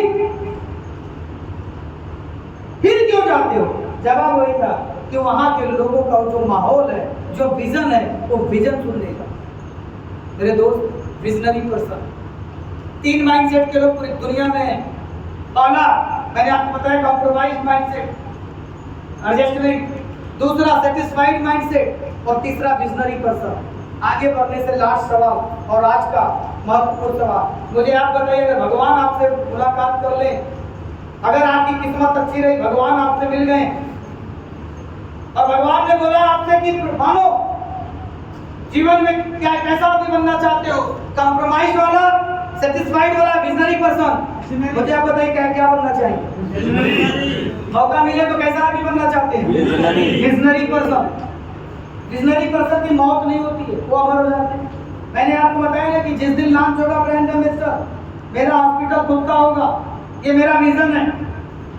टारगेट बना लीजिए, विजनरी बनिए।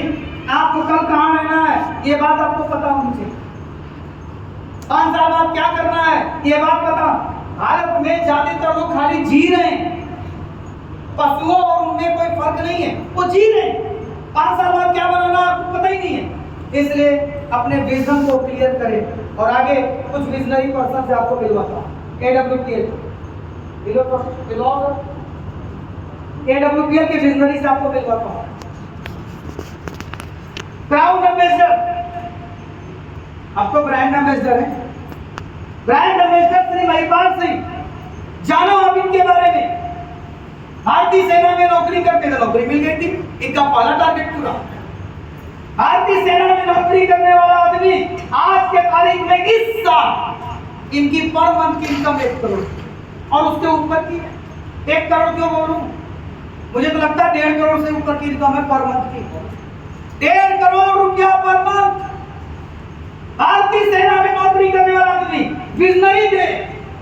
अगर सेटिस्फाइड कैटेगरी में होते तो नौकरी से सेटिस्फाइड हो जाते। क्या भारतीय सेना में केवल यही थे? बहुत लोग हैं, लेकिन उनकी वो सेटिस्फाइड हो नहीं करते। अब आपको तय करना है कि एग्जांपल में उनको रखे जो नौकरी कर रहे हैं या उनको रखे जो नौकरी के साथ साथ डेवलप किया गया। Ramveer sir, Shiv Kumar sir visionary लोग, Amit Dubey sir visionary person. आपने देखा 5.5 करोड़ का चेक MBBS करने के बाद, MBBS करने के बाद आपने AWPL ज्वाइन कर लिया। मैं पूछता हूं सर आप हैं, आप तो देश की सबसे अच्छी पढ़ाई की। उन्होंने बोला कि नो डाउट मैं डॉक्टर बनता और अच्छी जिंदगी जीता, पैसे कमाता, लेकिन अकेला। लेकिन AWPL में मैंने एक चीज देखा कि आज मैं 5.5 करोड़ रुपए का भी बोनस लिया, लेकिन मेरे नीचे लाखों लोग हैं जिनको मैं पैसे कमा रहा हूं। ये विजनरी थे। अकेले नहीं कमाना, लोगों को कमाना है। क्या जितने भी लोग हैं सब विजनरी हैं। और विजनरी आदमी सिर्फ अकेले सफल नहीं होता है, बहुत लोगों को सफल बनाने का कारण भी बन जाता है। और आगे बढ़ाएं sir. Success desired mindset working with AWPL। बहुत सारे लोग हैं